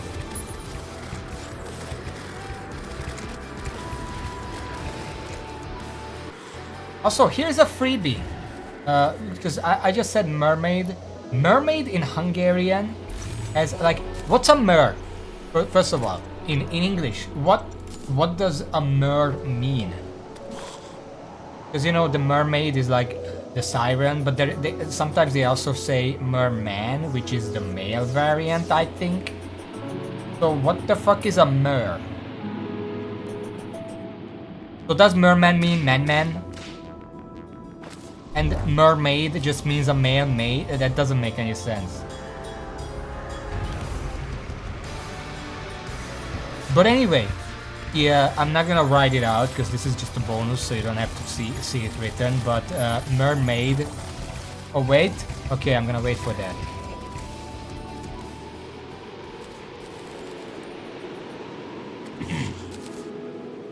Yes, I mean on collectively on the redeems. Like if you redeem one something, you have to wait like a minute before you can redeem anything else. Mare.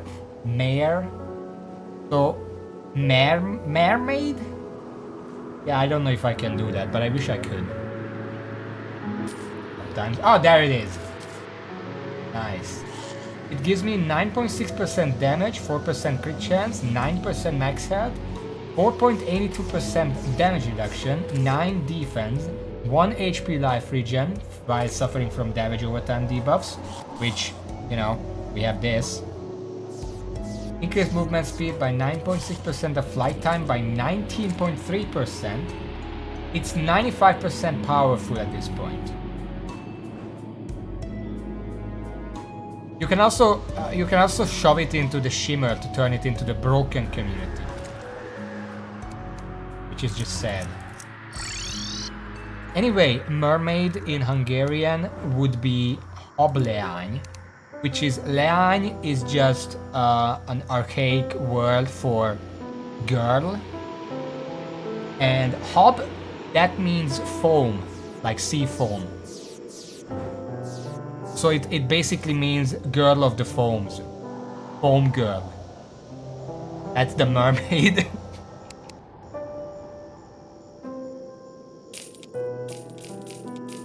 A lot of this.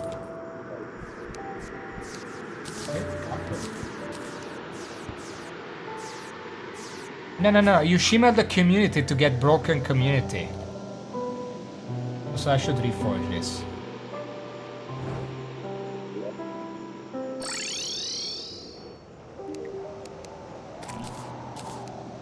Pretty cheap. Warding. We're gonna put it instead of the artifact. Like, the artifact is a nice idea, but I feel like the bonuses it gives are just too weak. Even maxed out like this, it's not good enough. Yeah, I don't know. There is a broken community. What the fuck is that? I know about the Shattered community, yeah. Oh yeah, I also want this, apparently.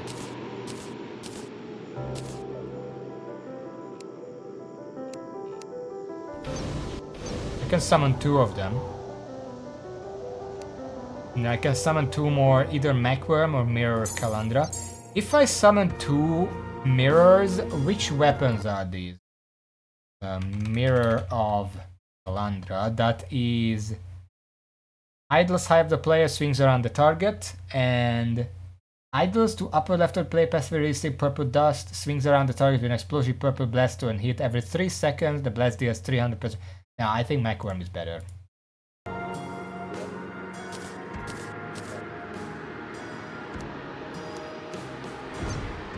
I can do this.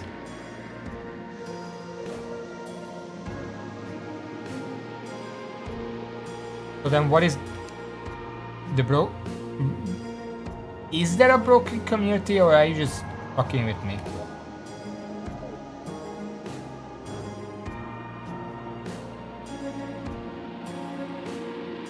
So wait, exhuming just means throwing it in the shimmer?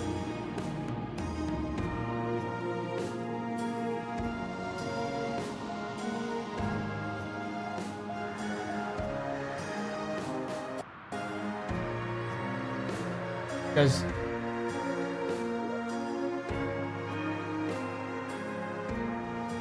what the fuck is Exhume then? I don't get it.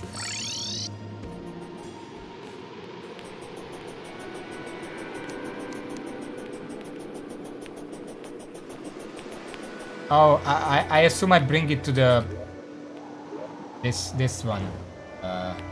This one. Brimstone Witch.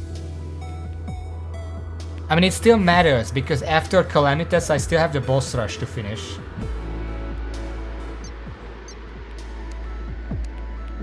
Okay, let's see how good these summons are.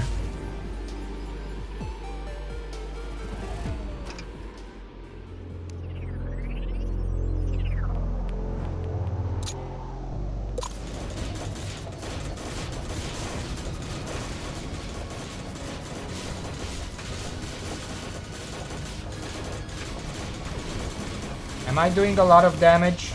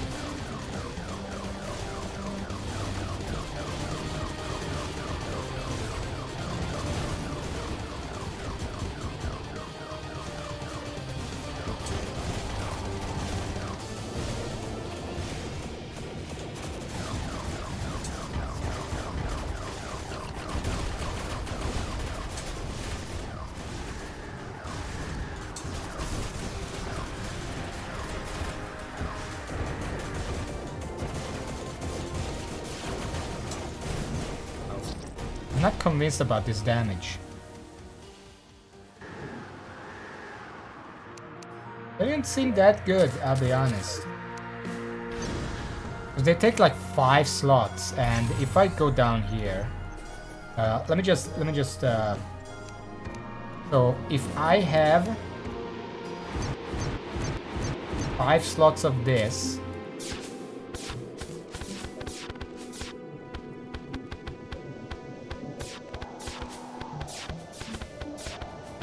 pretty good damage. Also, I kept thinking those lasers are enemy lasers. I kept trying to dodge them.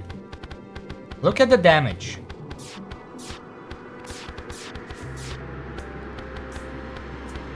Obviously, this isn't just the worm. My armor is also dealing damage.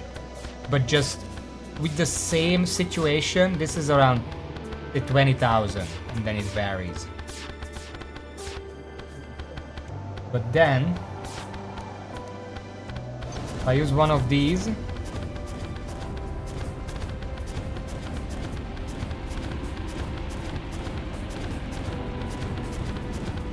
what the fuck are you doing? I mean, it's comparable, like 20,000 as well. Then this is also 5.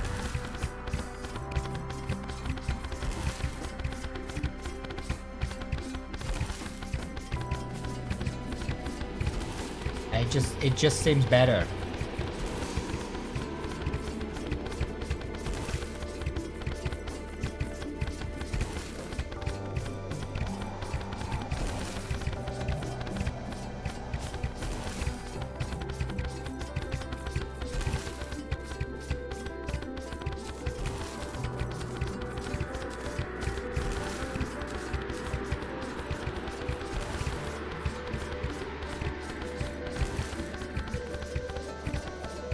I think the best combination... Give me a second.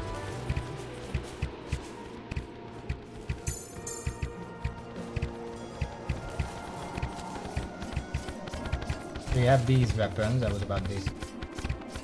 Make one of these. And fill the rest with a macrum. Because the macrum does a lot of initial damage and every subsequent slot doesn't actually give that much. So I'm pretty sure this is the most damage I can do.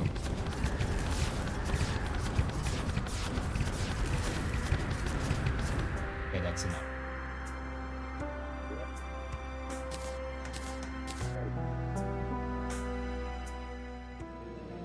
Dragon is kind of locked up.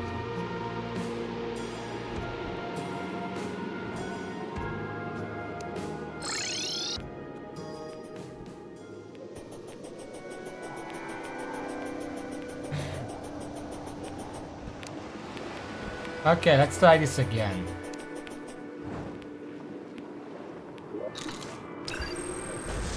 What happens if I summon this guy and then I just leave?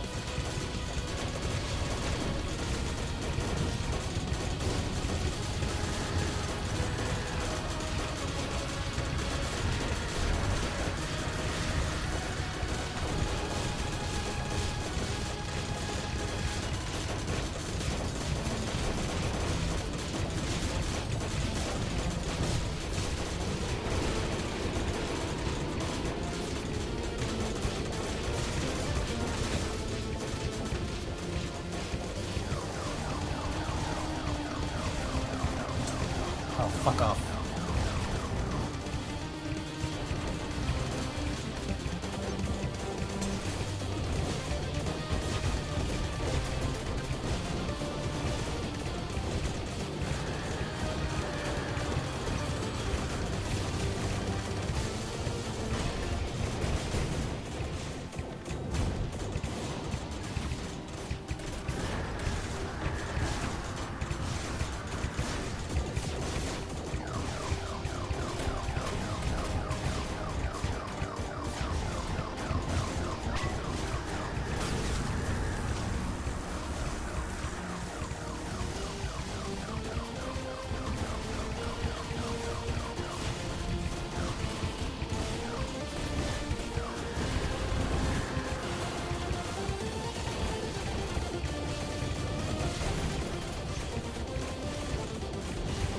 This pattern seems to work fine.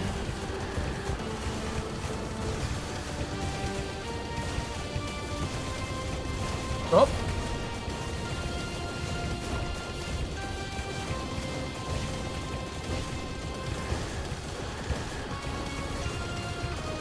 Enjoying the show, Daedalus, up there.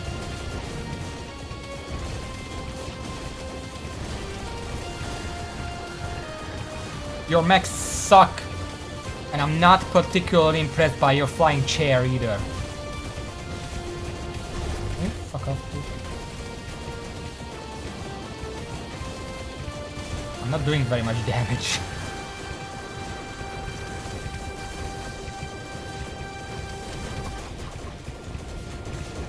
Ah! Guy's back.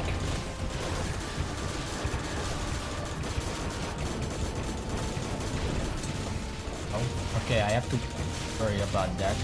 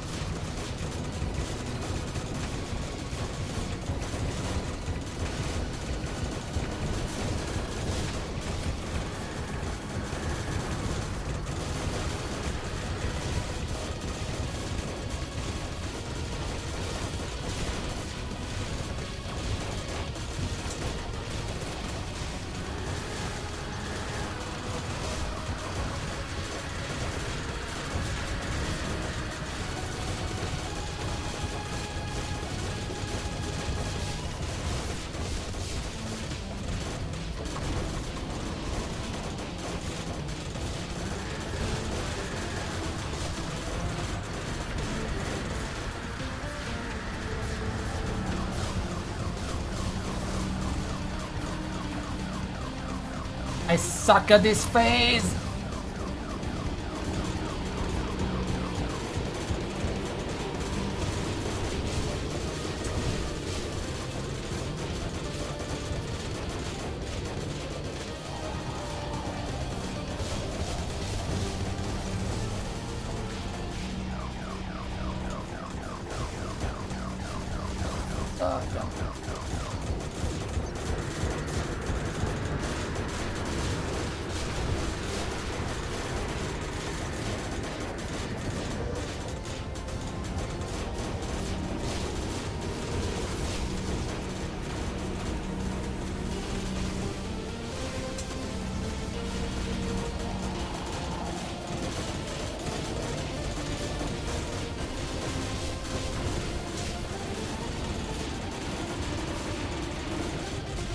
Oh, one is dead.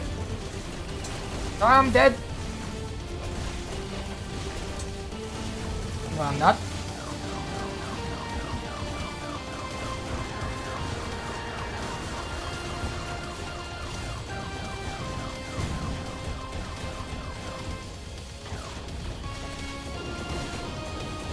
Thank you, Silver Armor.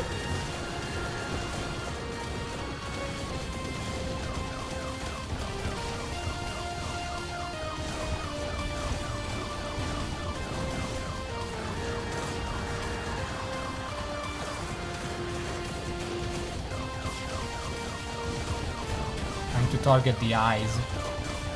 Not easy.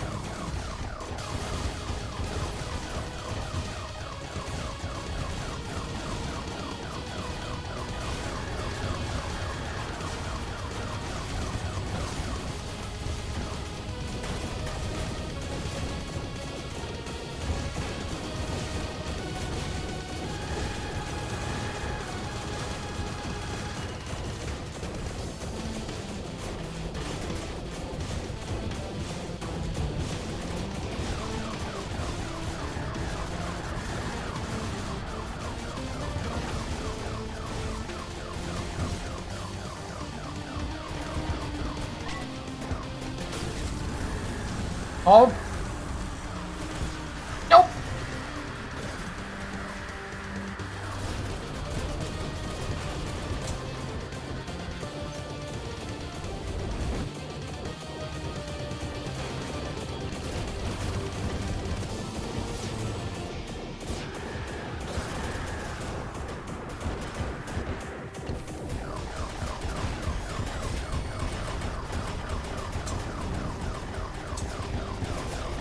What the fuck is that laser? How do I avoid that? Now, okay, that was purely a knowledge check because I have no idea what to do about that laser. Because it literally just tracked me to death.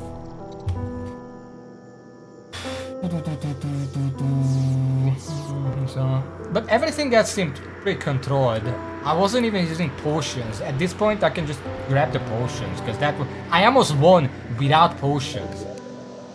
And the potions are just gonna make me objectively a lot more powerful, especially if... okay, I do need to check if the Skeletron guy has more DR or more defense. Check real quick. ExoMax. Ares body. It has 35% DR and 100 defense. So reducing the defense probably gives me more damage. Maybe the Codebreaker. Circle itself being the center. I think the primary thing there is that I have to get behind the head.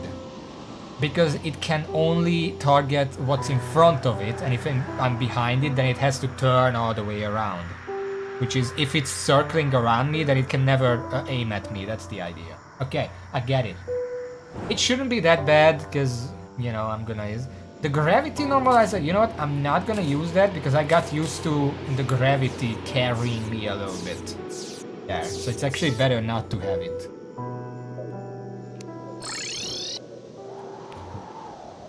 No, I have.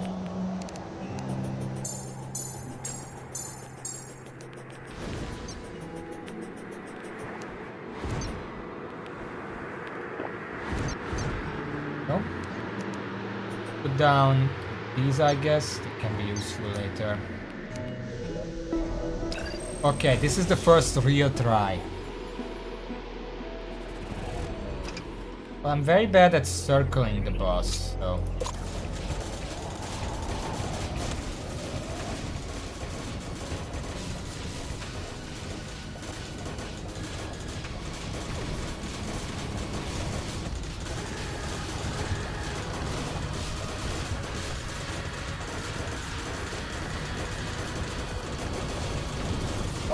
I didn't see that. Also, I lost all of my mirrors.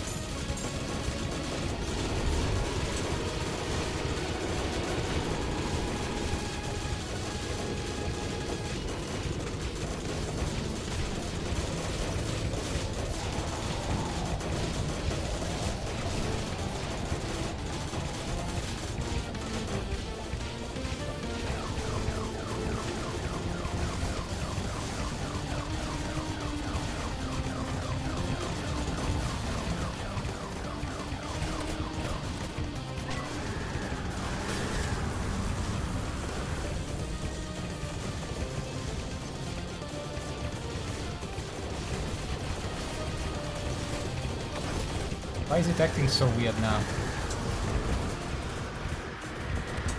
What the?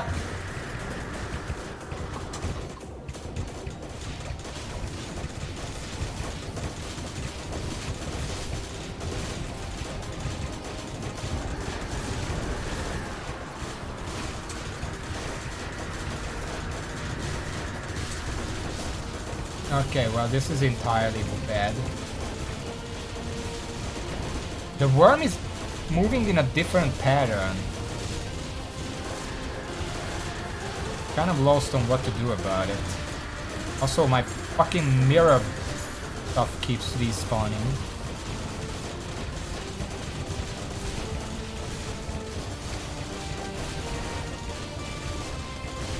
The worm isn't circling back on me.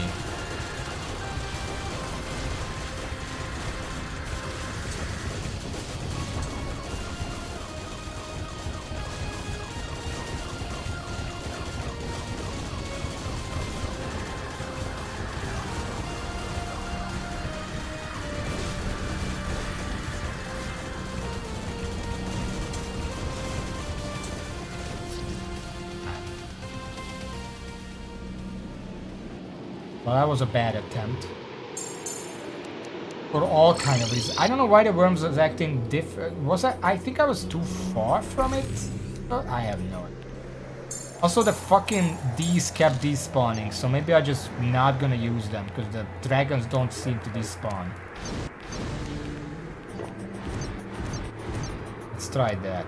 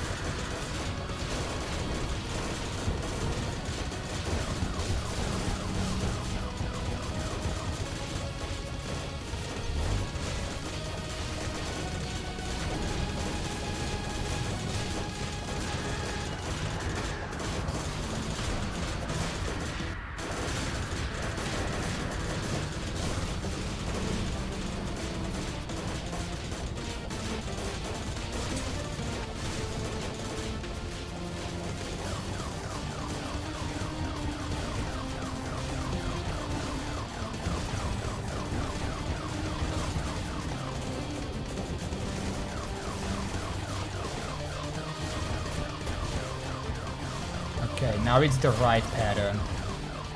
I don't know what happened last time.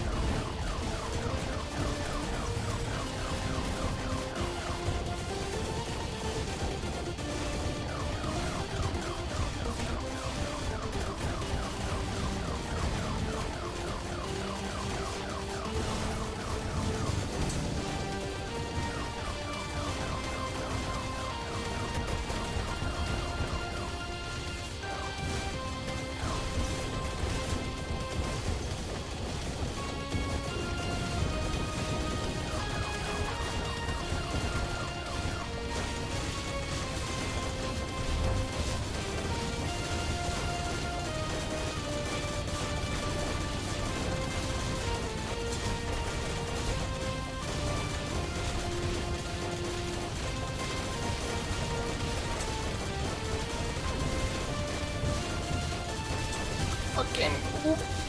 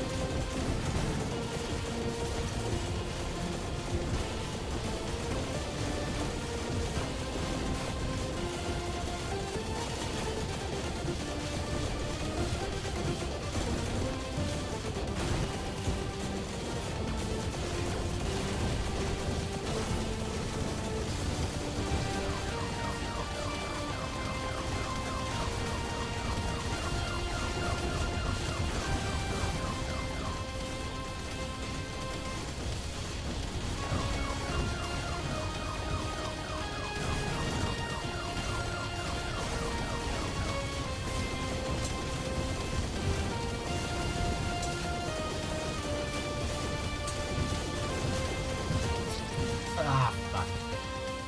Too much projectile at the end, and the laser kept getting me. When sometimes they move above or below you, depending on which one does it, and then they spin around. But I'm pretty sure one of them spins clockwise and the other spins counterclockwise. I have to pay attention to that.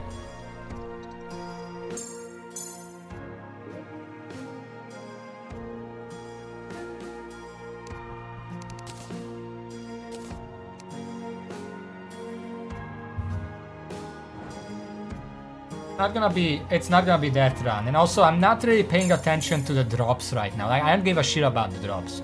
Supposedly you can kill Calamitas with just this stuff. You really don't need these drops. I just want to kill it so I can move on. Anything else is just a bonus. I lost a minion towards the end. I don't even know what it was. I couldn't summon on the mech worm, so I'm pretty sure it was a mech worm part, because when you lose mech worm parts, they still stay around in the world, and they still take up like a ghost slot. Really weird. Yeah, you said Thanatos is a summon stuff, but did you see what kind of fight that is? I cannot focus on which one I kill first. Especially since they seem like they just swap every so often, so it's not even really up to me which one I kill last. It's probably up to me which one I kill first, because whichever I pick for the first one probably is gonna die first. But out of the other two, I can't really control it. Well, the worm already died at that point, so like it literally says Ares has been defeated, Thanatos has been defeated, so it's not really up to me. Also, what is all this stuff? What are you telling? If I killed Ares, it says... Can't actually... Oh.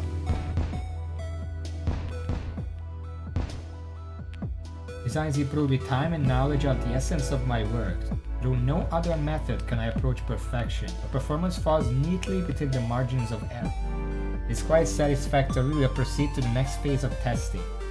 Ever since I was alerted to your presence, I have processed your battles in order to make my machine stronger, which means you basically made the exact bosses that I already defeated. Even now, I monitor your actions. Nothing should escape the bounds of my calculation. Ares has been defeated. Curious, very curious. You progress steadily against more difficult challenges. Your nature remains unknown to me. You are not doomed. I sought perfection. It must favor irony, for that must have been my first mistake. Thanatos has been defeated. Absurd. I will no longer let my calculations impede my observation of this battle.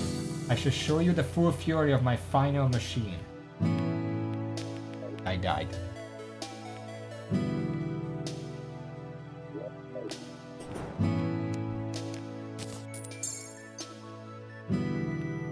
You know what? These constantly despawn. Let's just start with two worms. Two worms with a Y, and then two worms with a U. Or oh, sorry.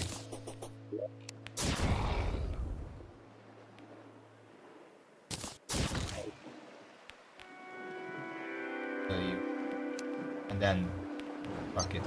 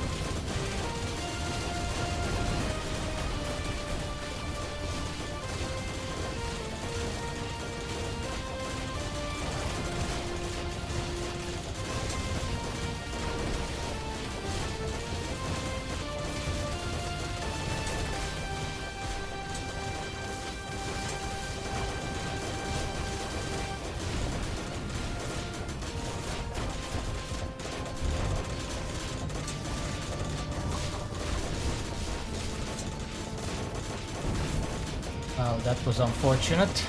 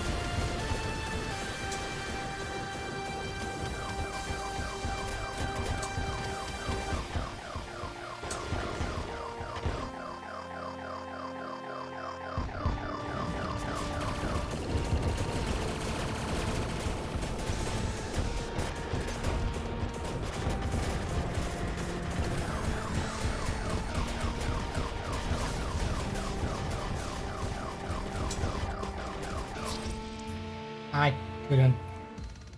I didn't have enough time to circle it. Also, its own body got in the way. I'm dealing very little damage, I feel like.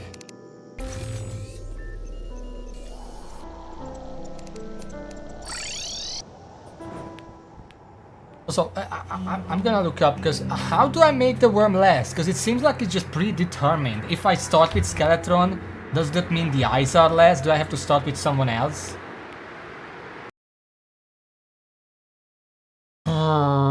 Exomech. Boss. Okay, bosses. The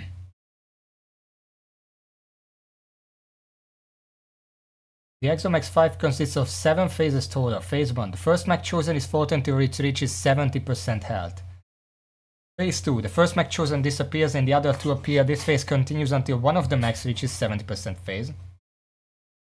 Phase 3. The first mech reappears and all 3 mechs will be present. While in this phase all mechs are slightly slower or perform less attacks. This phase continues until one of the mechs reaches 40% health, in which it goes into a berserk state and gains new attacks.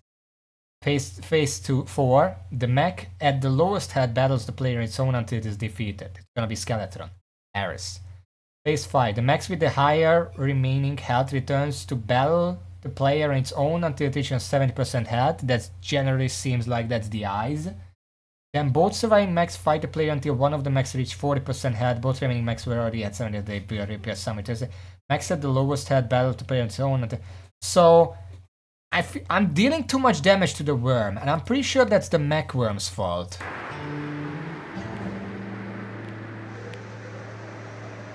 Bomber? What's the bomber? I think it's the mech worm, because the mech worm just deals more damage, objectively.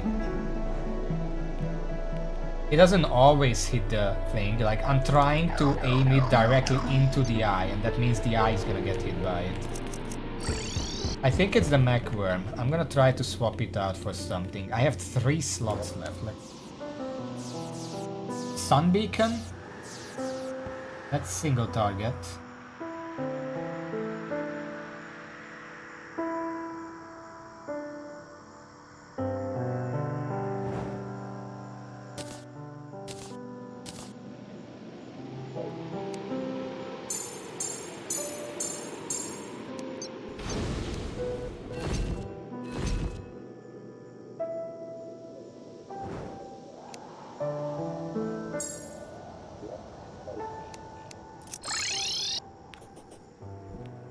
Well, we're gonna give it a go.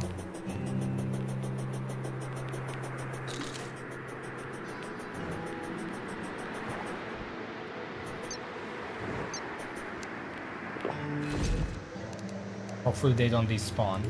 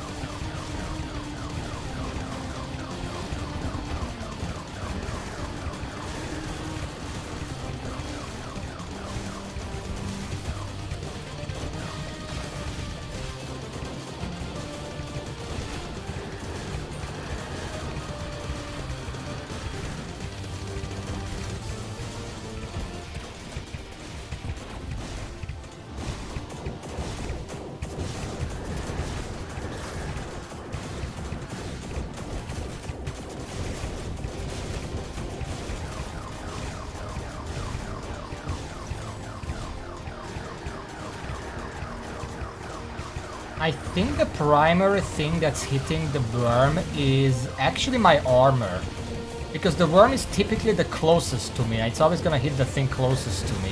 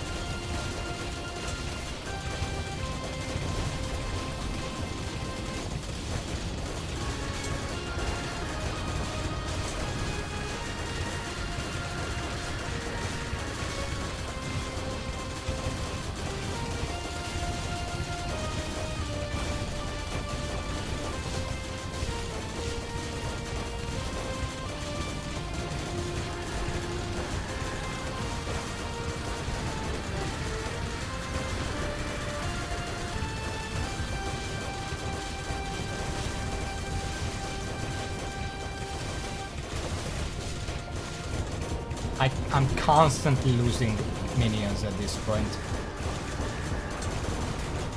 I can't even focus on the fight because I have to focus on not losing literally every single one of my minions.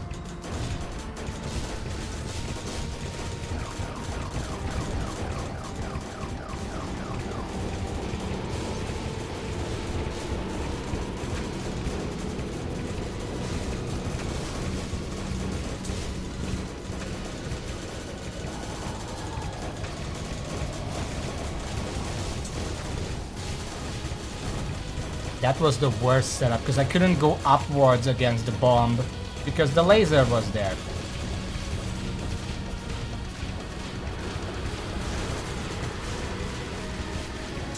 Okay.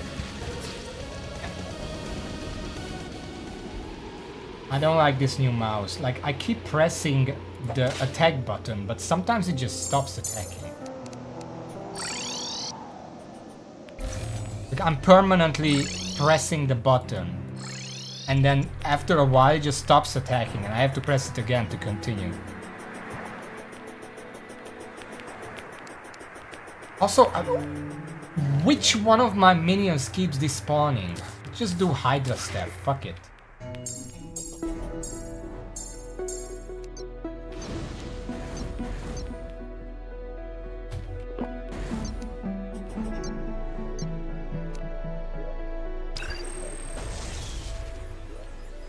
You know, running low on healing potions.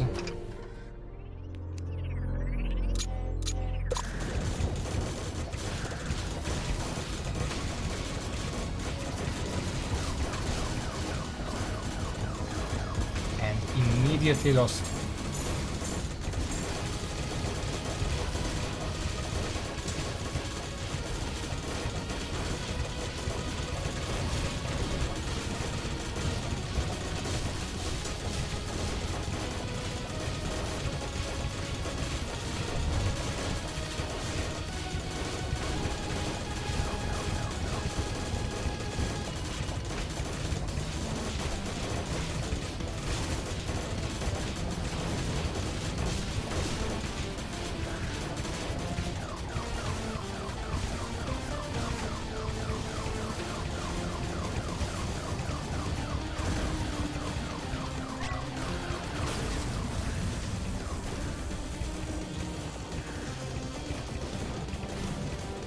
I mean, I'll be honest, my damage doesn't seem to change much regardless of what summons I'm using. Hello.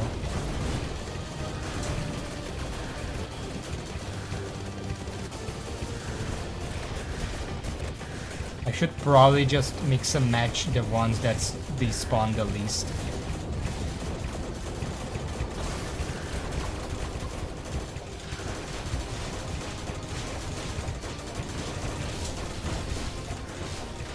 Ah, fuck.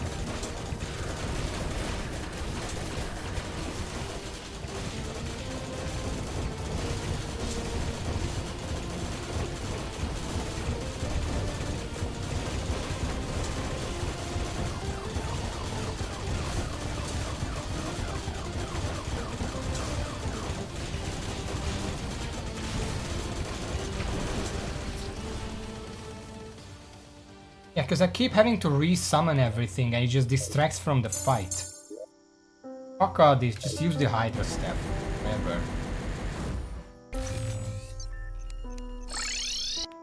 If I do like 1,000 less DPS, who cares? I'm just trying to survive.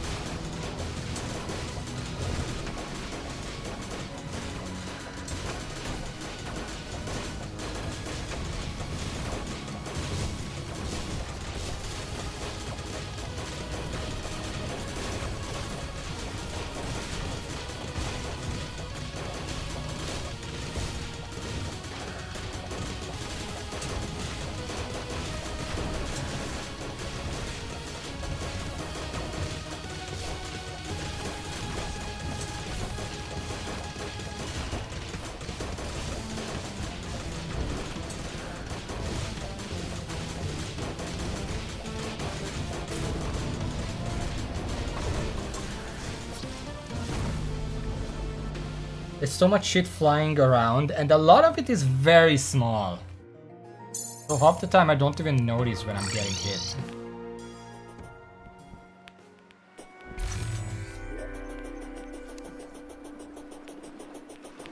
Is Purity working, by the way? Is anyone looking at it? Because it doesn't feel like it's working. Also, Endo Hydra Staff, really low damage.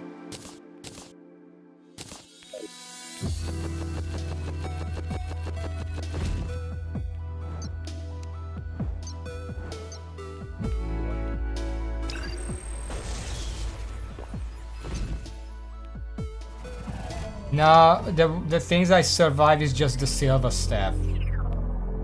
Why would I survive? The Hydra doesn't heal me. That's not. I'm talking about damage. Purely about damage.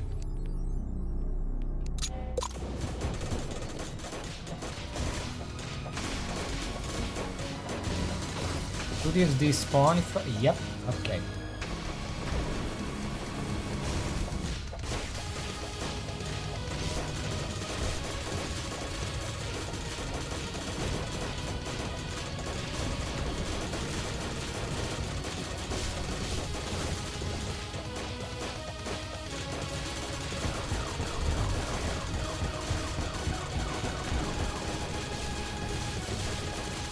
These things suck.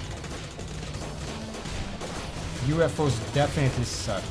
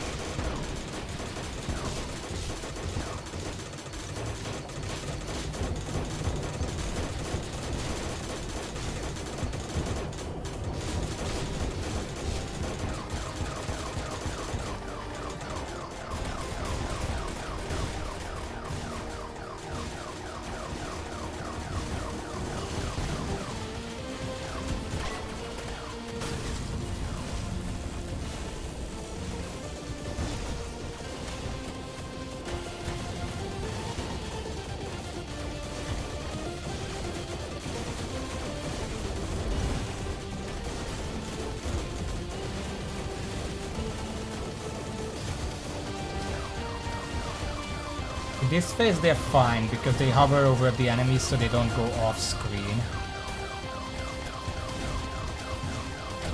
Oh.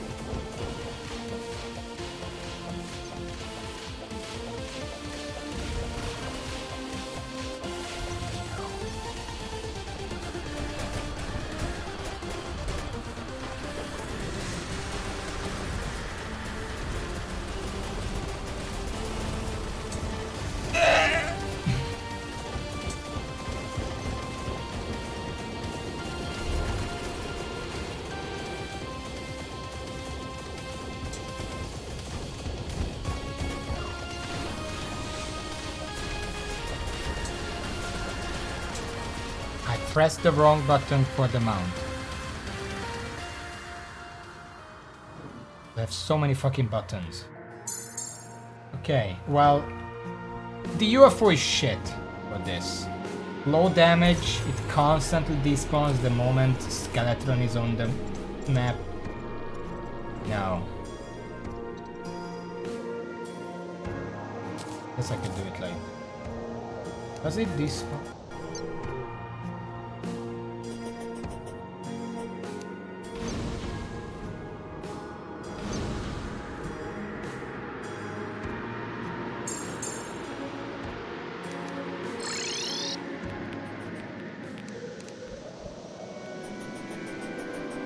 Well, I don't think this is gonna be good. It's extremely slow. It can't catch up.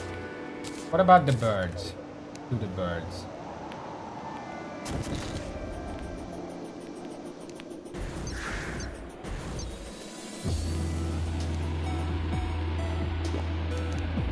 I can do a second here.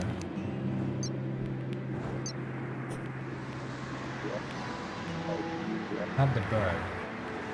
You know what? Fuck it. This is fine.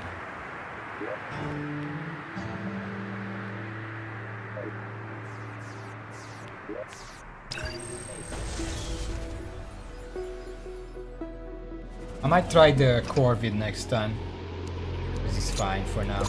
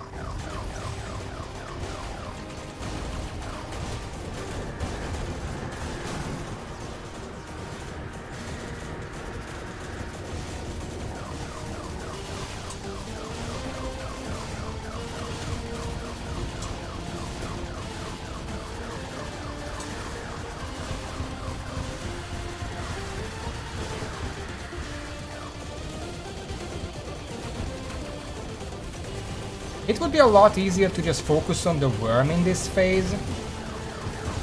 I'm kind of, just by nature of my armor, I can't really focus the eyes anyway. Maybe I should just focus on the worm. And then get it over a bit faster.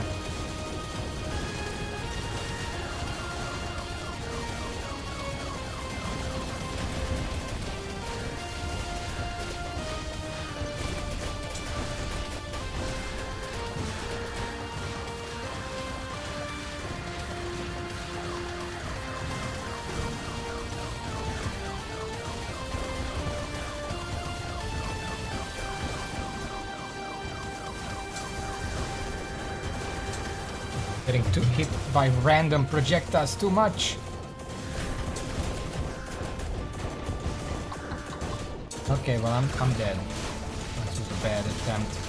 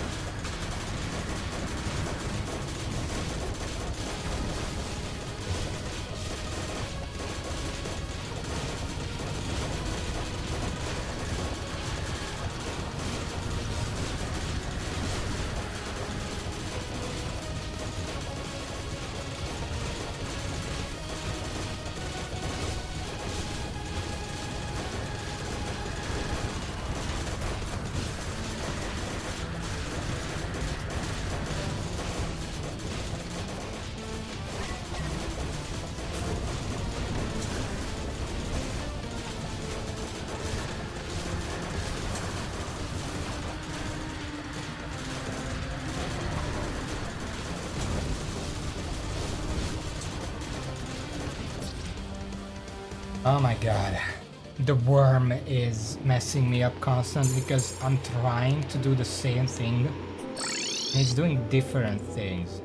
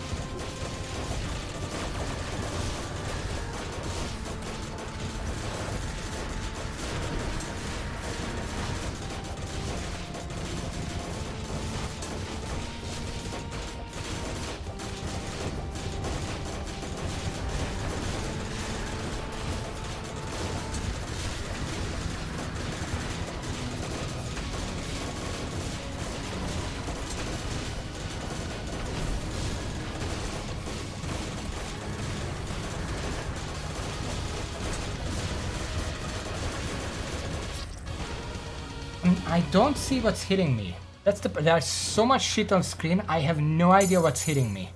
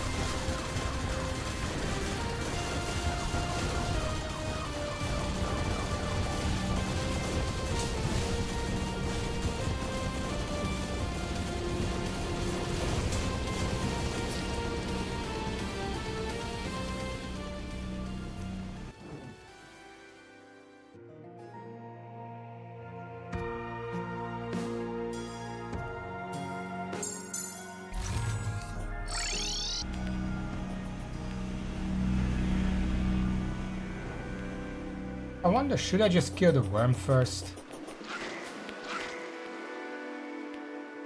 I wonder how that would work out.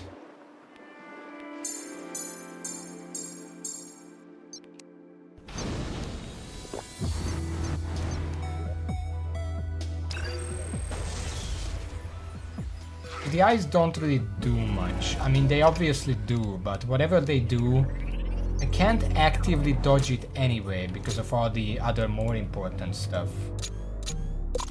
Fuck it, let's go. Let's do worm first.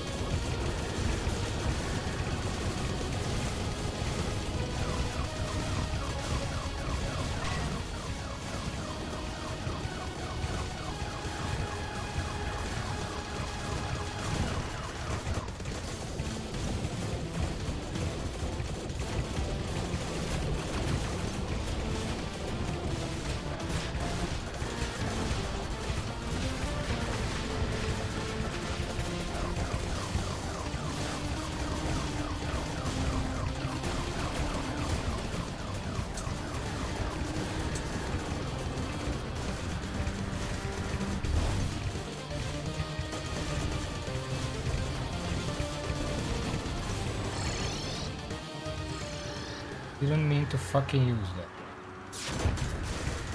Okay, continue. Excuse me for that.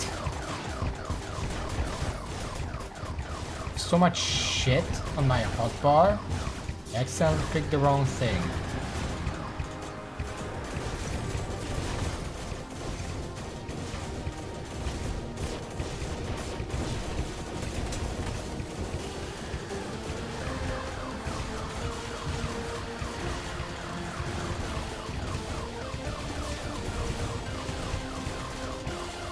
It's a worldwide boss battle, even though I didn't really intend it.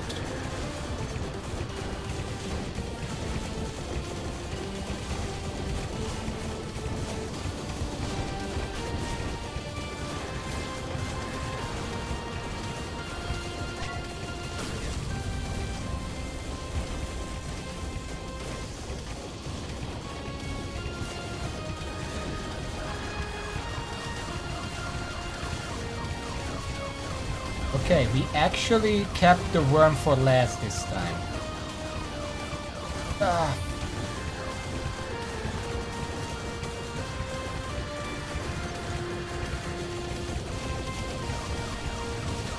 So that's kind of the solution then.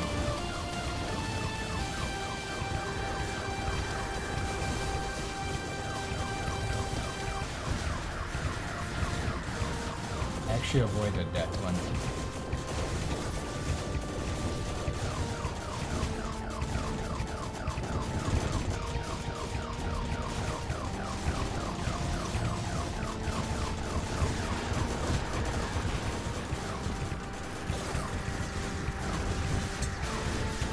That one got hit by something else, of course.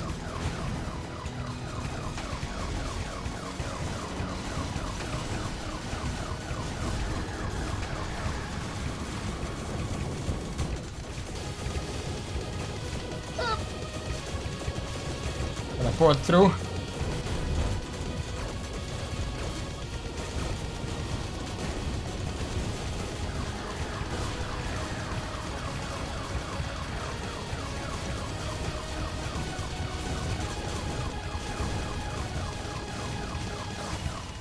Well, I tried.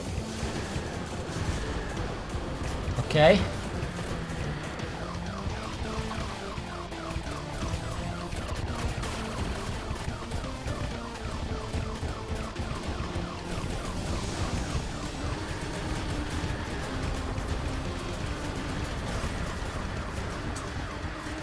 Is his body not contact damage during that?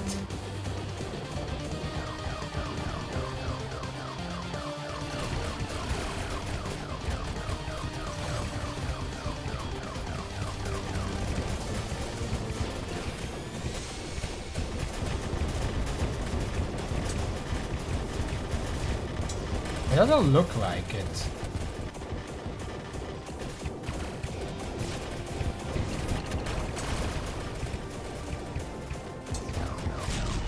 Oh! The slime finish.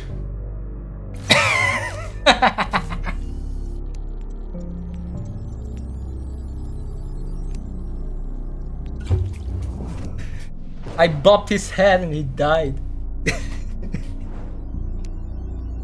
What are you talking about? Okay, let him finish.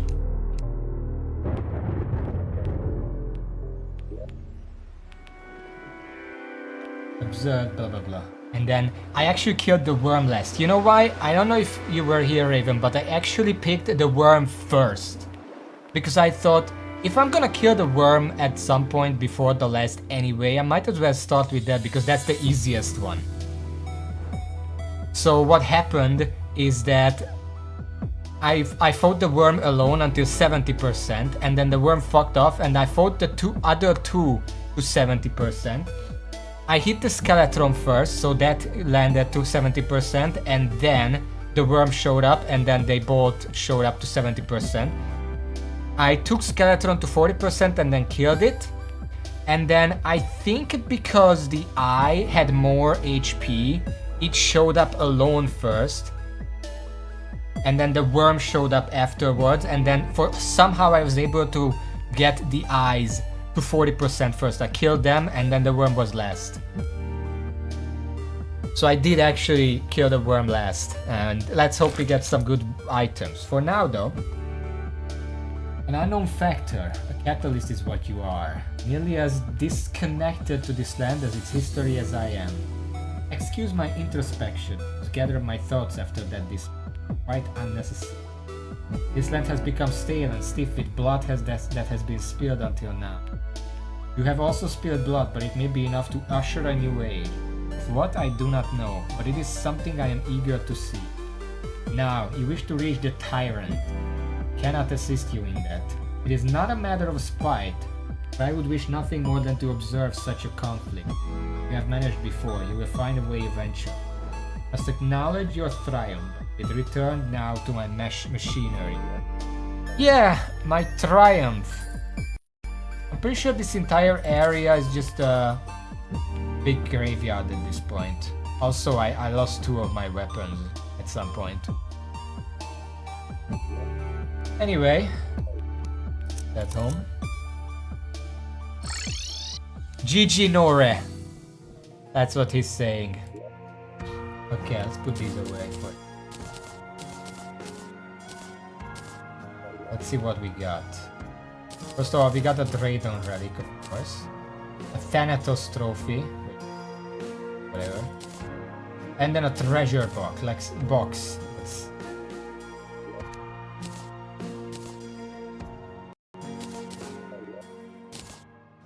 I got Horned Helm, Wolf's Paws, Atlas Munitions Beacon. Brings forth an exo-powered stationary cannon. The cannon will fire at enemies within its range. If an enemy is in close proximity, it will enter overdrive. When in overdrive, the cannon uses its full power to bring down any foe. While in overdrive, the cannon will build up heat, eventually overheating. Press right click behind the sun, pick up the cannon using your spare head. The cannon will be in overdrive. Wait! Wait!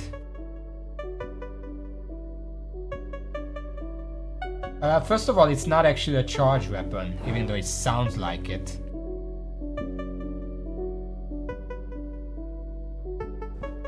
Let me just try something with this. So if I... Holy shit.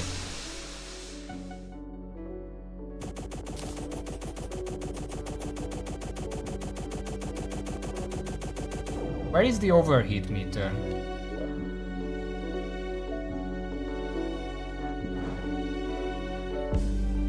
I guess it's only overheats if there is an enemy close by. Let me try that.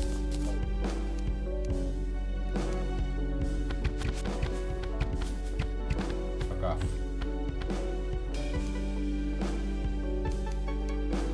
If I switch to anything else, I drop it.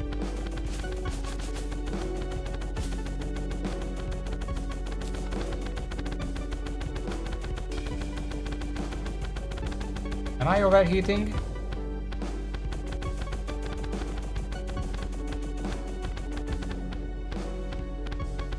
Oh, I overheated now.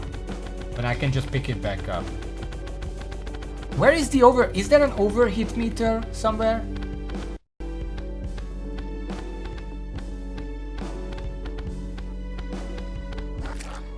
When held, the cannon will always be in overdrive. The cannon overheats while you hold it, you will be forced to drop it. Steam cloud? Where is the steam cloud?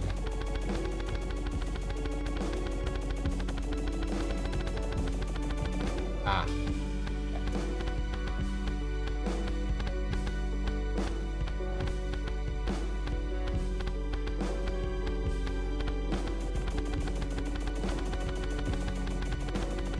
Well, I don't know how much I can use it because it overheats really, really fast and then I just fucking drop it.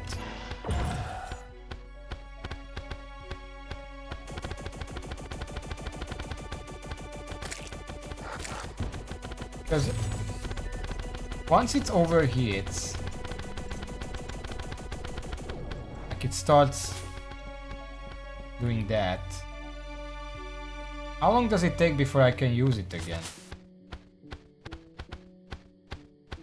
Because it's not disappearing.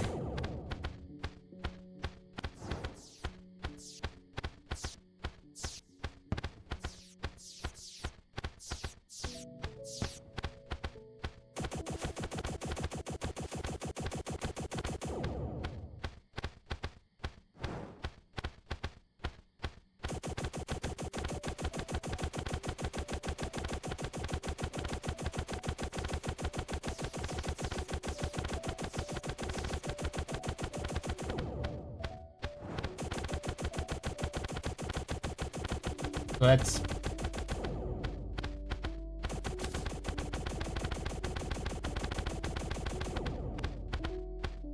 I have no idea. Let's look it up on the wiki, maybe there's something. Atlas Munitions Beacon.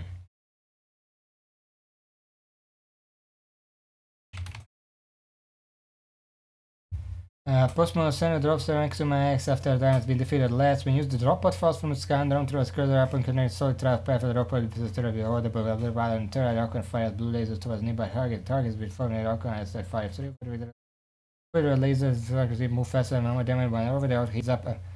The autocannon heats up after 100 continuous shots, signaled by a gradual increase in steam and redness, eventually causing it to stop attacking for 3 seconds.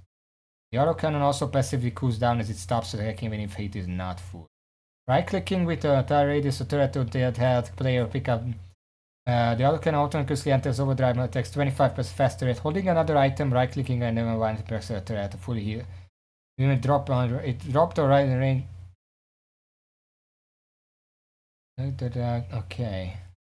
It doesn't say anything smart about this.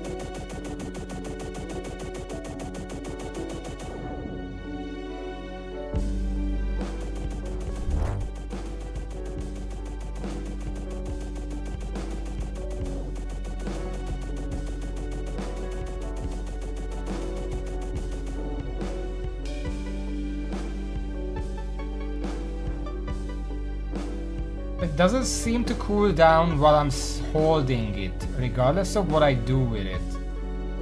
If I just drop it for like 2 seconds, it cools down and I can use it again.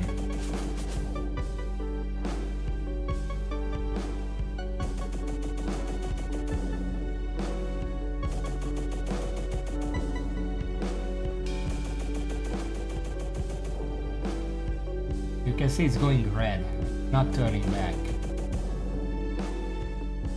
That's a little annoying. Because during a boss fight, I can't really afford to just drop it. Unless I put it somewhere... like, I can place... where is it?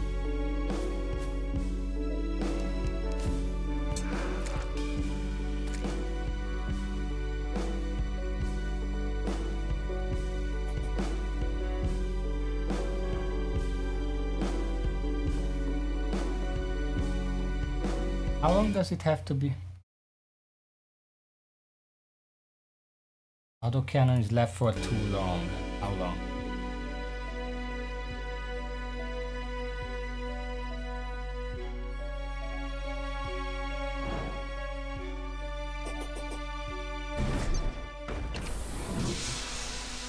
I can only summon one of them, because when I pick up, it counts as 2 sentries.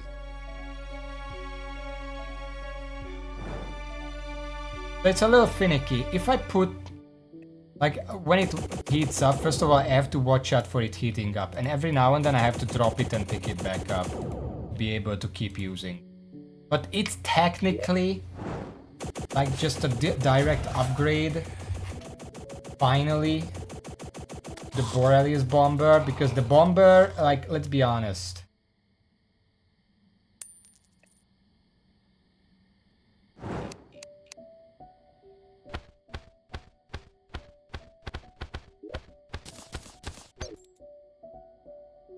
Gonna be a bit consistent, but I want some DPS.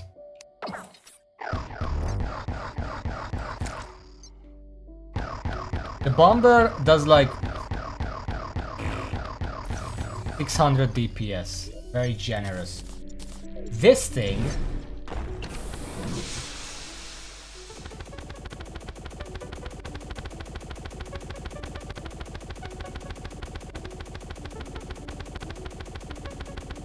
It's about 7,000. I have to drop it for 5 seconds every so often. I really wish, okay, opinion on turret, it's a really cool concept. I like how this is a summon weapon. What I don't like is when it's hot. Okay, let me just say, when it's hot, first of all, I have to pay attention to the steam. I drop it, it cools down, cool. Heats up again, just a moment. Put it back. But if it's shooting, it's not. I have to drop it to actually cool down. If I'm holding it and it heats up in a moment, and then I'm not shooting with it, it will never cool down. I have to drop it for it to actually cool down, which is gonna be very finicky in boss fights. You have to drop it constantly. Anyway, it's still objectively better than the Borealis, because that little time I spend waiting for it to cool down, even if I have to mess around a little bit, still does more damage than the Borealis Bomber, which is just, I mean, it's a pre... I don't even know when I got it. But anyway. Refraction Rotor, that's rogue damage, we don't care about it. Exobox! Materializes a quiet, cozy, and extreme and never flying Exothrone. Getting a throne moves slower for more precision. Comfortable gamer is a dangerous gamer. Okay. Let me test something real quick. So this... 41 miles per hour upwards, and I assume down, yes. And then sideways, 62.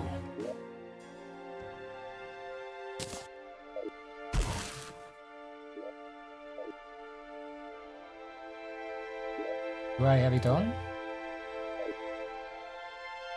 It's a lot faster up and down. In fact, it's the same speed up and down, but diagonally I can go faster. Yeah, I know about the armor set, we're gonna talk about that in a moment. Oh, so I can put that back on. I guess this is fine. A weird... but that's a... Okay.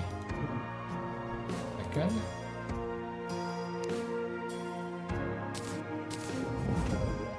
Okay, we got Spine of Thanatos, Prisms, Draden's Heart, 48 defense, 15% reduced contact damage from enemies, reduces defense damage taken by 50%, replaces Adrenaline with the Nanomachine.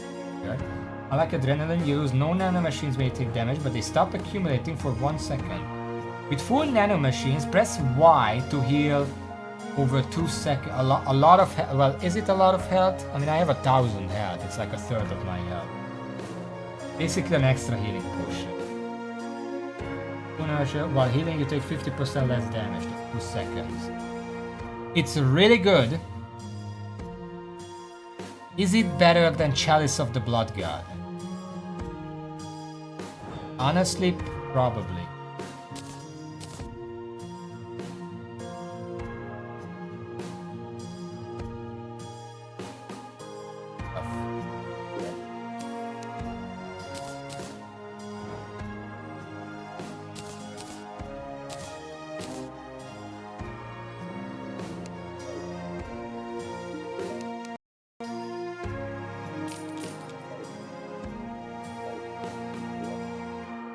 It looks pretty good. Also, just a moment. Is there no lore for this guy? Did I miss the lore? I don't know where I killed it. Up here somewhere.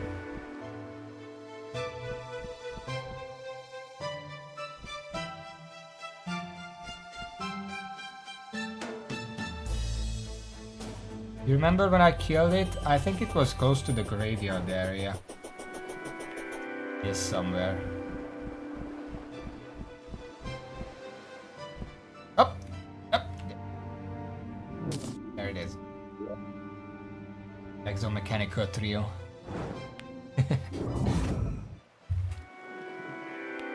What a terrifying marvel of engineering. Radon's specialty always lay in the machines of war, but these are immaculate. His bold claim that no god can match his work is, however, incorrect. He is not privy to the traitor Almighty. Doubtless from steel and wit alone, he has forged engines of destruction that rival Calamity. Brings me little comfort to remark that even she at least has a heart to speak. Radon is an amoral monster beyond compare. He is entirely devoid of humanity and compassion. With technology this incomprehensibly advanced, he stands at the precipice of apotheosis. He can fabricate such dreadful synthetic nightmares at will. His resources must be nigh unlimited. Were he to lose his temper, if he even has one, all of his life's hopes would be smothered in an instant, silenced by a torrent of silicon. Though perhaps you may leverage his unimaginable craft to your advantage and seek insight from him. So Dravenheart does actually look pretty good, and it's probably better for defensive purposes than the Chalice of the Blood God, because the Blood God does make healing potions better, but this gives you an extra healing potion like every 30 seconds if you don't get hit. Like every 45 seconds in a bad case. So this is probably better, especially since, 25% max HP is probably rivaled by 48 defense. Pretty good. It doesn't go down on hit, but it stops for 1 second. That's what I mean. So it's not technically 30 seconds if I constantly get hit. So we're gonna actually use that. We're gonna reforge.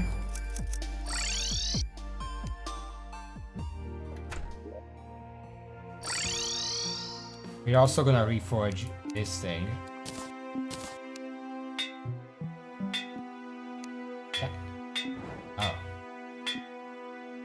So, what is actually the best for this? Ruthless. Mythical modifier provides the widest array of stat bonuses, but these primarily affect the initial summon rather than the resulting minion. Minions cannot deal critical, he is the only lasting advantage over Ruthless. Okay, so it's still Ruthless.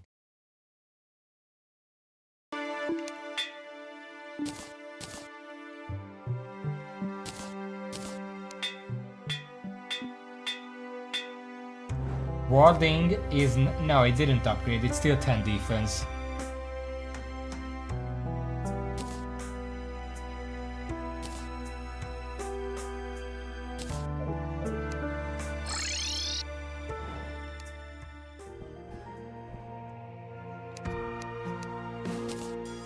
So wait for now. And then let's put these on. Now I'm also gonna check if these ExoMechs have anything more summoner stuff that I would like to get.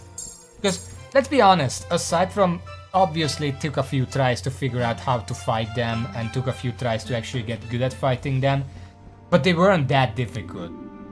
Ah, fuck.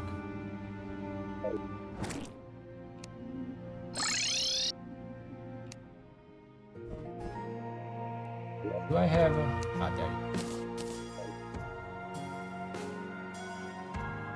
Yeah, but they really weren't that difficult.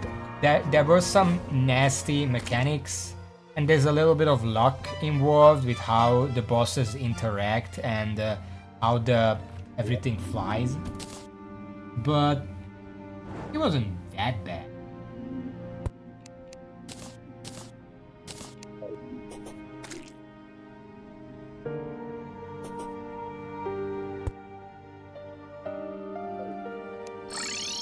It didn't take nearly as long as the Devour of Gods, for example. I just had to learn. So let me look up the loot table first. ExoMechs. Okay, so they always drop Exoprism. 30 to 40. 38 is pretty good average. Dradenheart, Exobox, Dradomax, thank you, Exolore. Sinazur lore. Oh, if you killed Calamitas and then fight them again, they drop new lore apparently. Huh. I guess they have something to comment on that. Okay, if Aras has been defeated, they drop 3 weapons and they are There is a summon weapon from Ares. Ares is exoskeleton. There is a melee. There's a range. What is this? You know what? I'm gonna look it up here. Oh, fuck off.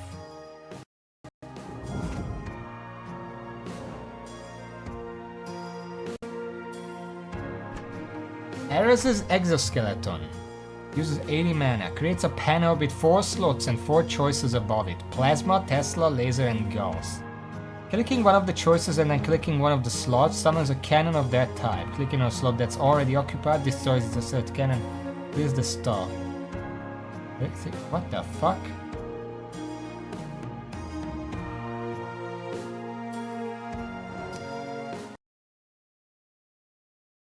Okay, when used, the player throws out a box which opens up a control panel. The control panel features 4 weapon choices on top and weapon slots on the bottom. Each weapon slot takes up 3 minion slots and summons a cannon attached to an arm outwards from the player. The order of the weapon's position are fixed onto the player. From the leftmost slot to rightmost slot, the cannon appears at the bottom right, top left of the player respectively. Best modifier, root left, blah blah blah. Okay, minion types. Exoskeleton Plasma Cannon. Fires a homing volatile plasma blast every 0.5 seconds, which explodes into a cloud of 15 damaging plasma gas particles on hit or upon colliding with a solid tire. The plasma blast and gas deal 90% of the weapon's damage.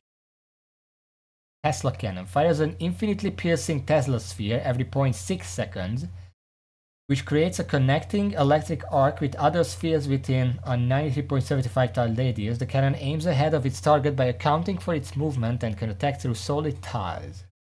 Laser Cannon fire infinitely piercing exothermal laser every 0.25 seconds 5 times.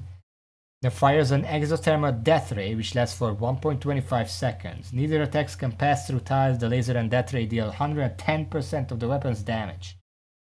Gauss Nuke launches itself towards an enemy every 4 seconds with strong homing, creates an enormous damaging explosion on hit, or upon colliding with a solid tile.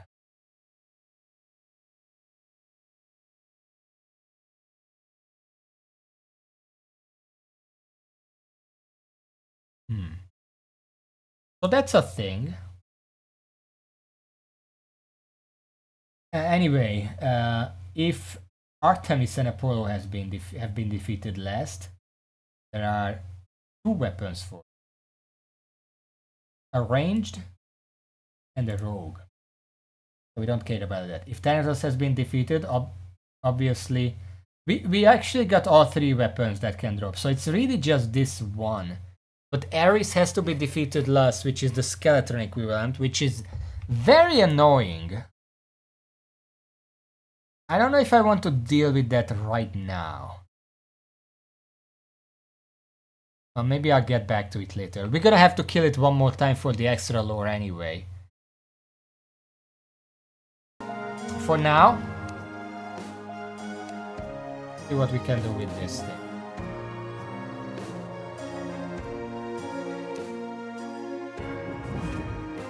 So we can get the Gemtech armor, Exo die, Miracle. We can make Miracle Matter now. We can make the Exo weapons.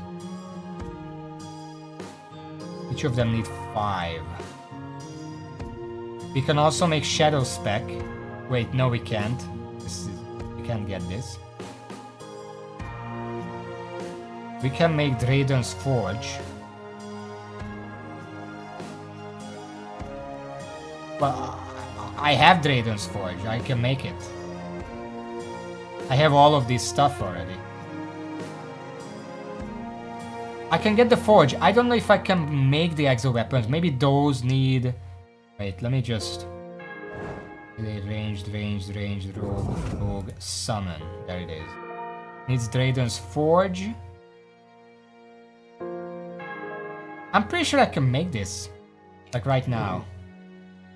Like Draiden's Forge doesn't need anything I don't already have. Like I have Auric Bars, I have Spirit Essence, Exo Prism, and these 4 things. And nothing else. So all of these need Draiden's Forge, so that should be the first thing I craft anyway, because everything else needs it. So let's see. We already have this. Perfect. 15 auric bars. It's gonna be 180 ores. I don't know if I have that.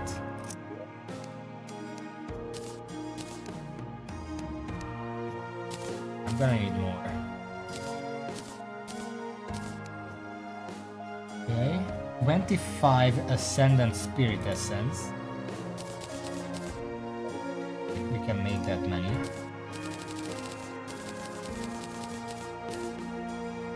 We ran out of Protoplasm. Protoplasm is...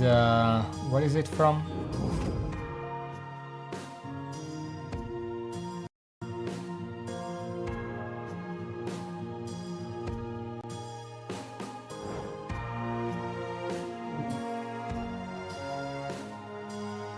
It's not protoplasm, it's protoplasm. Is that from the boss?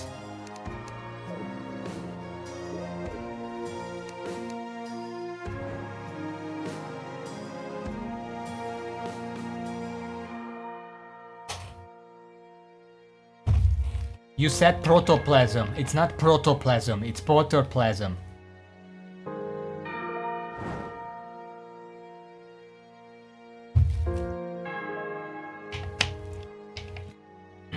I guess I can go to the dungeon and check.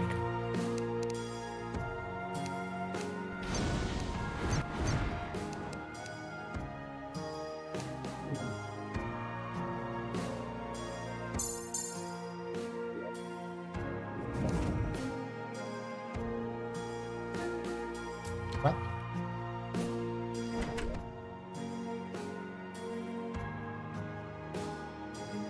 Why is nobody living there? For fuck's sake.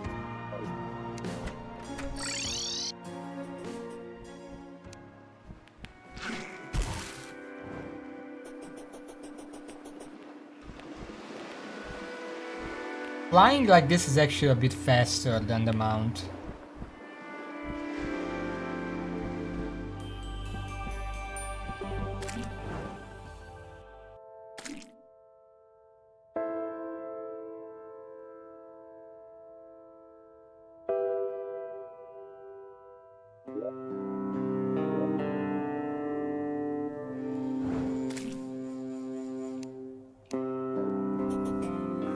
What do you mean pick the cannon up? Oh yeah, I could try it here.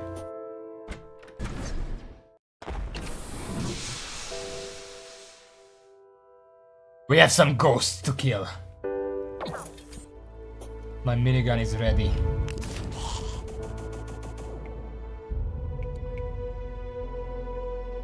I don't even know if I have the chance, because I'm pretty sure my minions are just gonna kill everything anyway.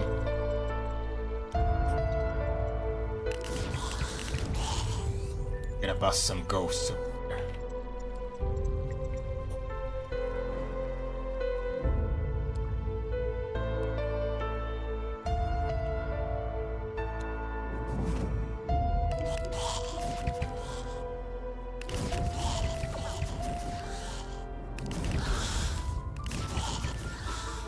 I don't think I'm gonna get to attack anything. Not the one I'm looking for, by the way.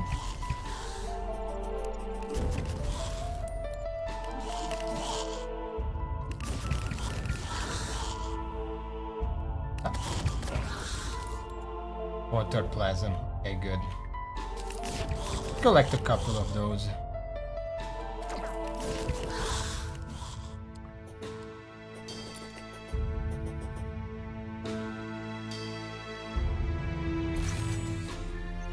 Gonna go down here. Probably easier to summon stuff here.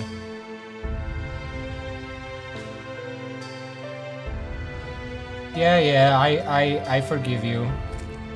Stuff doesn't even spawn down here. What the?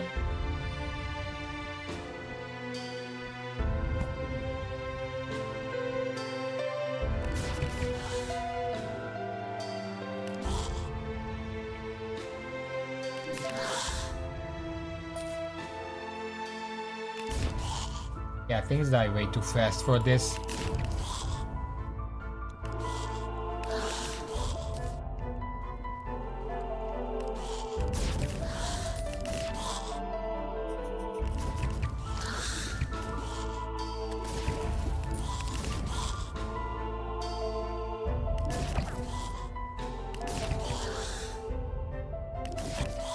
seeing any protoplasms. I thought they were more common.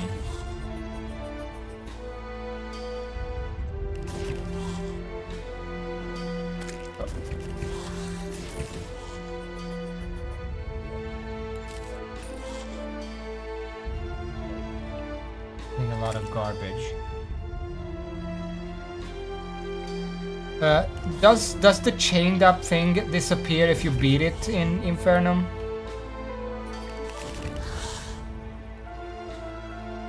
Or does it just stay there because you...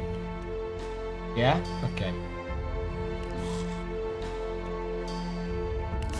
What's healing me? I had like 1.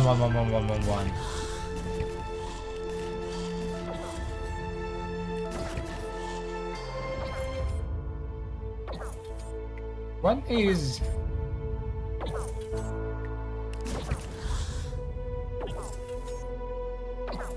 Yeah, but not by... I'm getting... Oh, wait, it's... I think it's this... Not the sponge. Which one is it?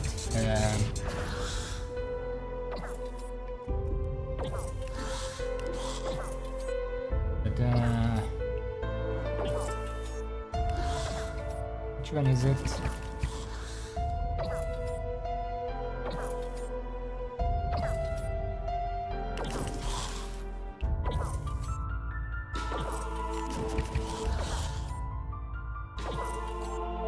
There is one accessory that's supposed to, like, you get 5% of the damage taken as healing or something. I don't know which one is that.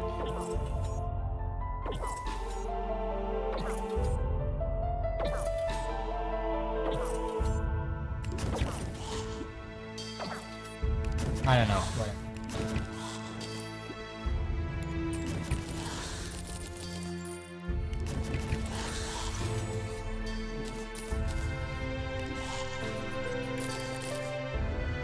Okay, 31. I don't know if that's enough.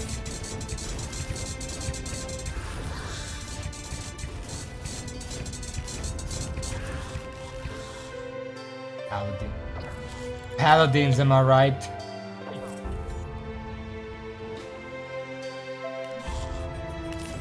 Just because they can survive one hit, they think they're hot shit.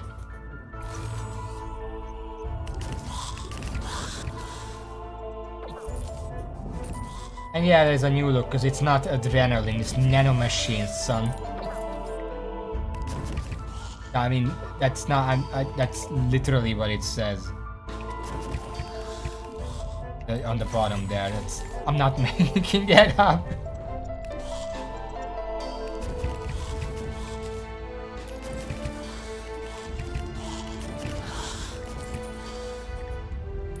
Okay, let's collect whatever is around, then leave. Yeah, it's a reference, I know. Probably most people know. Okay, go.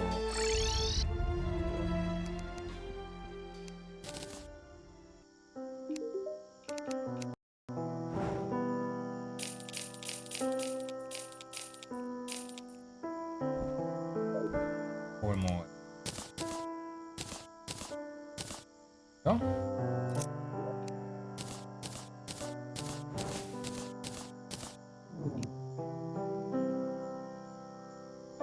We need auric bars. I guess we better go and grab some. I'm gonna use the one for that.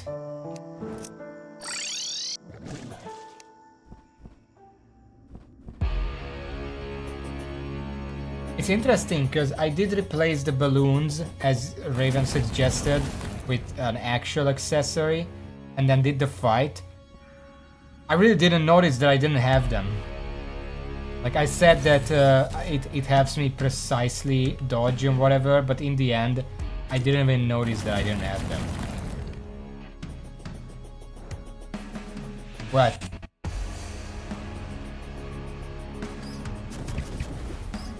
Oh no. Anyway. I want to go here. Seems like a good spot.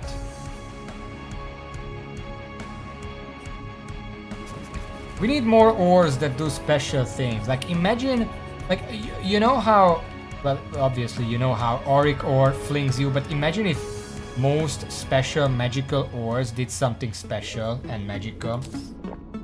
Like even something small like while you're standing on chlorophyte, it heals you by 1 per second. Something like that, that would be pretty cool. It still makes the jackhammer sound at least. We still have that.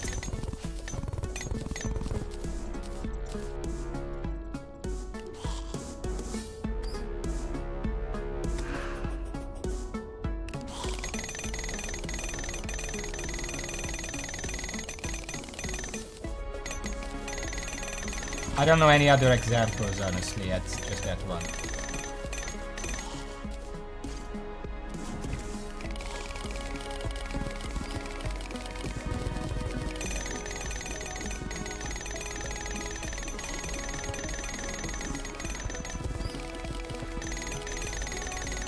How many do I need? 180, I think.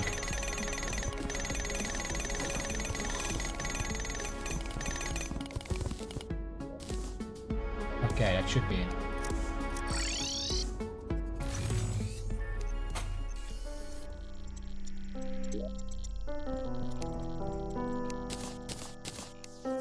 Okay. So.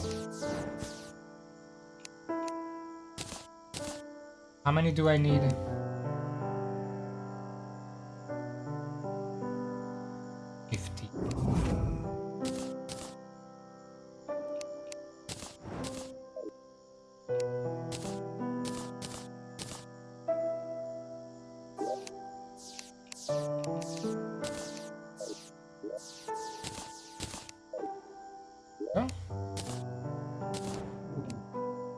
What else?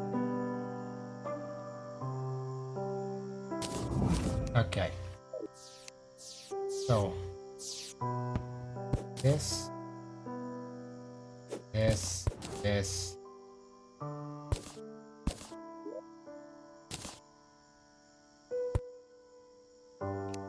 Raiden's Forge. It is done. Now we can make other stuff. What's your question?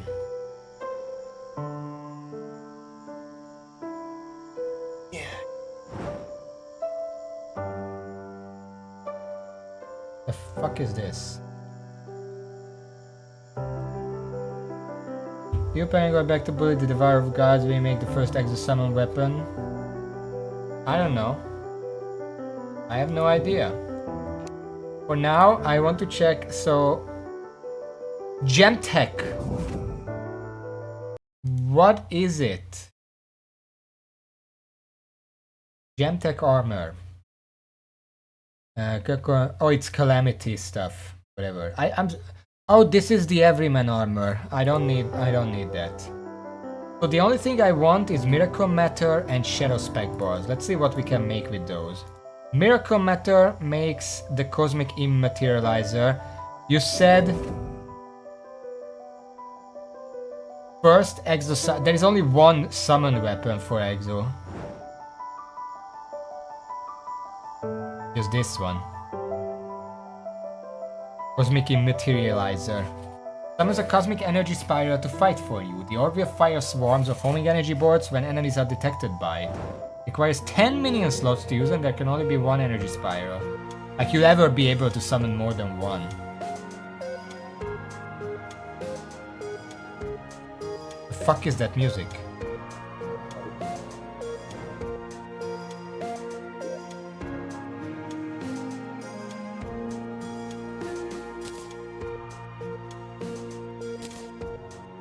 Is it because of this?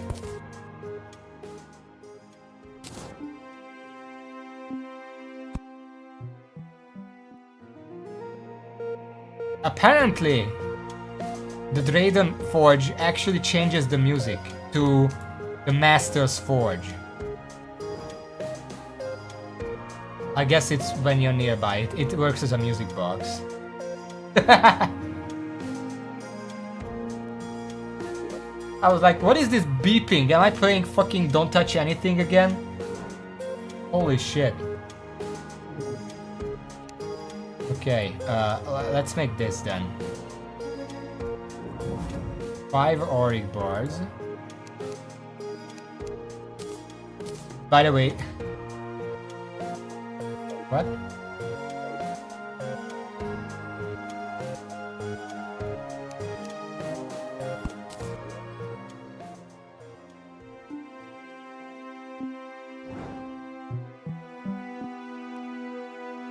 It doesn't seem like I can.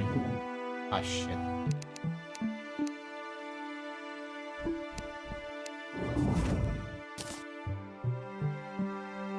It just works as a music box when it's down. Master's Forge.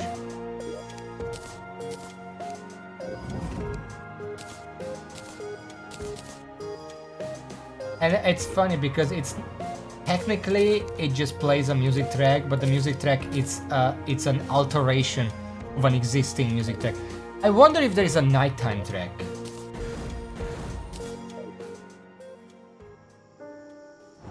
Moonlit Haven. Okay, so it only plays during the day.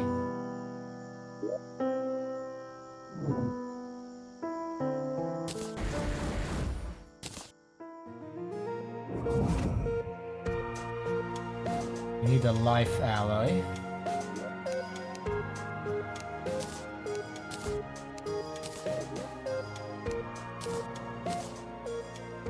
Has anyone here played Please Don't Touch Anything? This kind of music reminds me of that.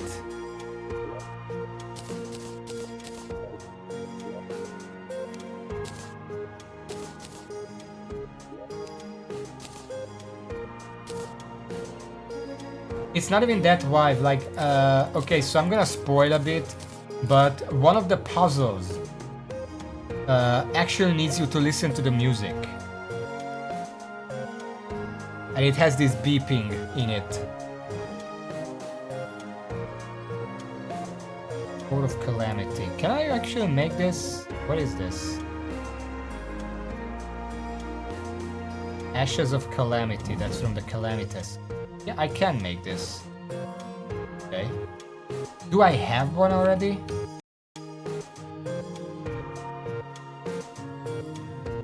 Wait.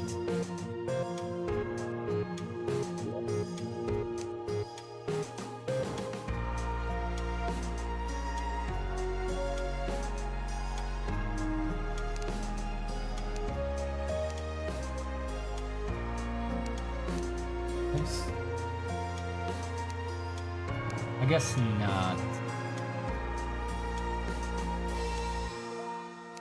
But I only need one of these, right?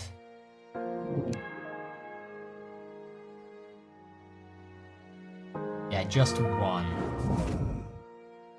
Making it is 3 of this, 3 of this, 3 of this, and then Ashes of Calamity.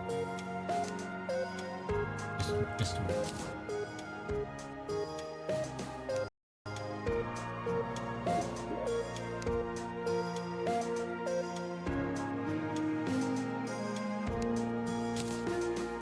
Okay.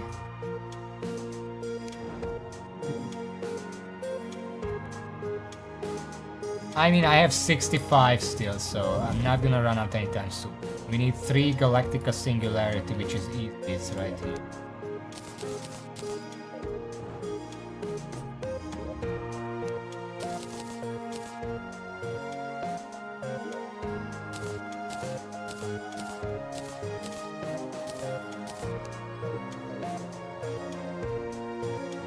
Now that means that I can make 1 Miracle Matter. And now I can turn this Miracle Matter into a summon weapon by collecting some of these. I should have all of these. I don't think I would throw these out. 1. Ethereal Subjugator. That's Cosmilamp. Now, I don't think I actually got this one.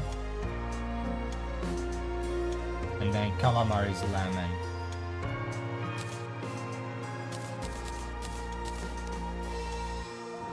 I mean, I like the OST, it's very similar to the previous one. Yeah, I didn't get this drop from the boss, Ignis. We're gonna have to go gank it a few times.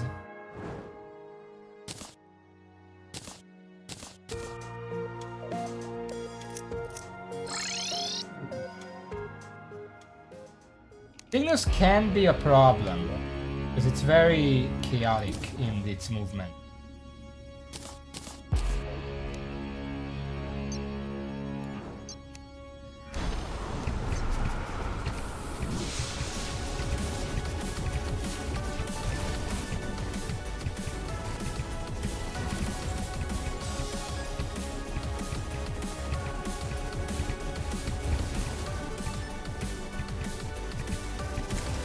It doesn't...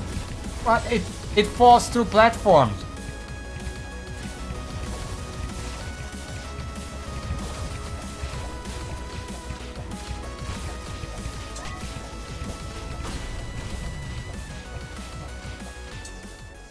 Fucking falls through platforms. I can't even just drop it here.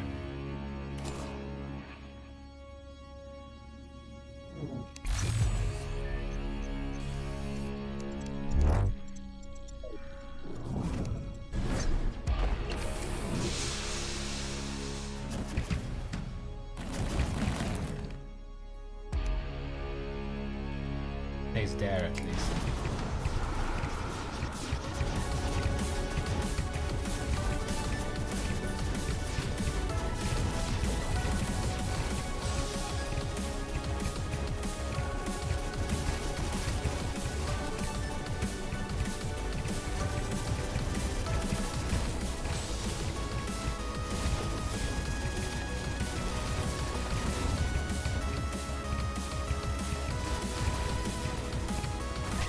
Not very good for this. And again, this guy can't really damage me very well. Also, I lost a minion. What happened?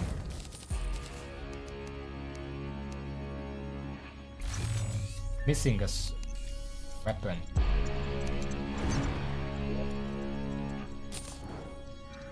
Cosmilam, there it is.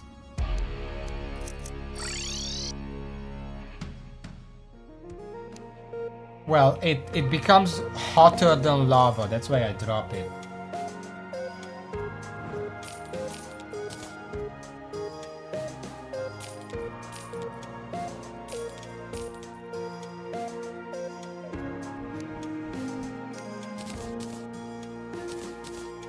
Minor people.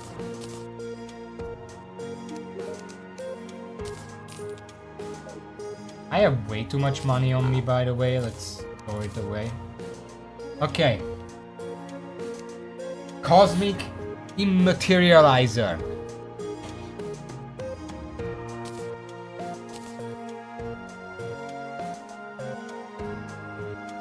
We're gonna have to reforge this, if we can, that is.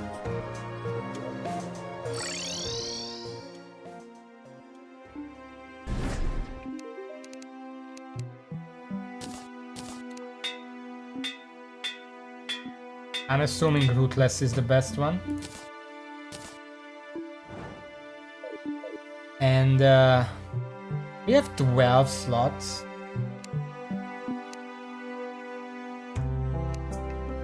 Basically, this just takes up all of it. Let's hope it's worth it.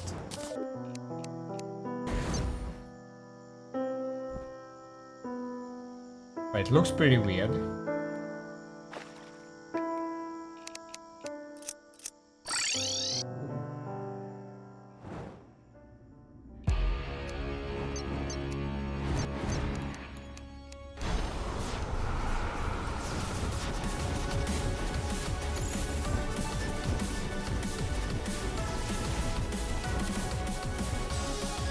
Is it doing it? Can't really tell what it's doing. It's doing a lot of stuff. Not sure what.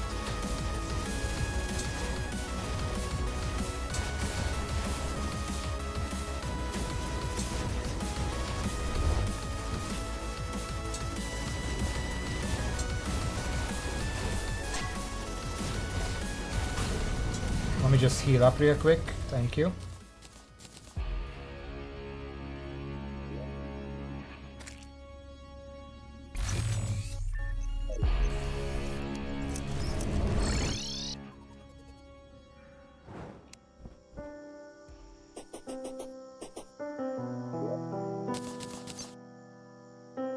Oh, I can't even.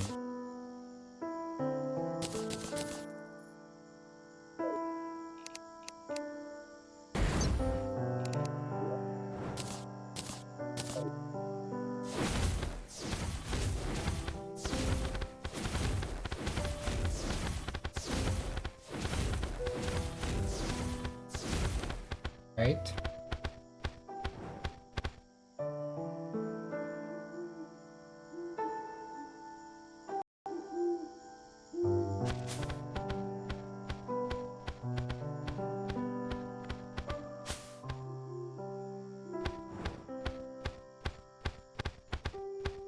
My armor.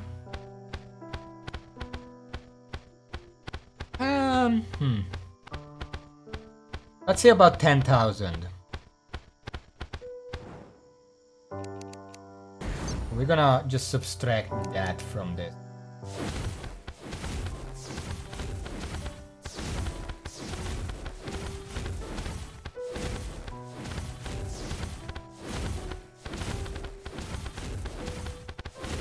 Let's say about 30,000 here. 26, let's say, that's a good average. So that's 16,000 DPS for 10 slots. So that's 1600 for one slot. That's about equal to the dragon, honestly.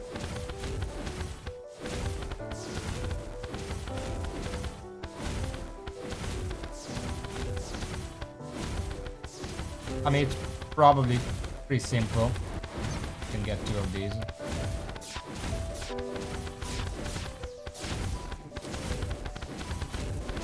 Pretty good DPS.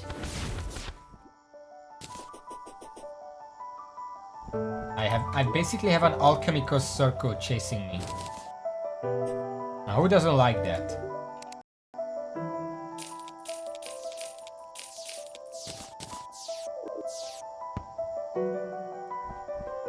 Okay, we are not done yet. No. Because we still have the Shadow Spec bar stuff to craft, if we can. Let's see.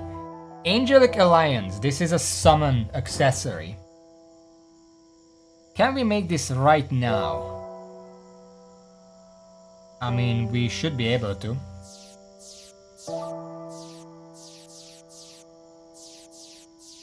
Which... Oh wait, the... Oh yeah, it says ashes. Okay, never mind. So this is the best we can get. Alright, so that's it then. Can't use the exoprisms for anything else for now. And I guess... Oh! It's the end of the stream. I didn't notice. But before I do that, let me just real quick look up online. Yeah, well, it's not overtime. It's like 8 minutes overtime. That's whatever. Calamitas. Not the clone. Spawn. Supreme Witch Calamitas does not spawn her own. Requires the player summon her with the Altar of the Accursed, which uses Ashes of Calamity or the Ceremonial Urn. The urn is the not consumable. It needs Ashes of Annihilation, which don't have access to that. So we need Ashes of Calamity. That's the thing that that's from the Calamitas clone. Okay, we have plenty of those. Altar of the Accursed, Brimstone Slag, Auric Bar, Code of Calamity. Also a crafting station, apparently.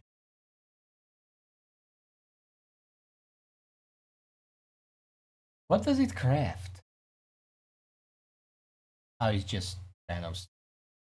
So next time, on Wednesday, we're gonna craft the altar and then begin trying to beat Calamitas, the final boss of Calamity. I don't know how hard it is. I have seen some parts of the fight while figuring out the Omega Blue Armor. But do know that Calamitas is not the final part. After Calamitas, apparently I still have to beat the ExoMax one more time. Try to beat the Skeletron one last. And then... I mean, after that is boss rush. There is the boss rush. I don't know what that is. I saw that some bosses have like literal millions of health, like 7 and 8 million health during boss rush. We'll see. We'll see. But with Calamita stuff, first of all, we're gonna have access to a new armor set, which it's not necessarily better than what I already have. It's a lot more aggressive, but this one has more defensive utility. And we're also gonna have access to a lot of new weapons, which we want to craft all of them. And I mean all of them, so that's gonna take a little time. And then there is boss rush, of course. So yeah, let's go. Calamitas Wednesday. Until then, so thank you for watching. Thank you all, and until next time, we're not getting extra mods. Sorry, I'm only playing Calamity. See y'all. Yeah, we're doing pure Calamity. I don't really tend to mod in the first place. Anyway, see you in the Discord.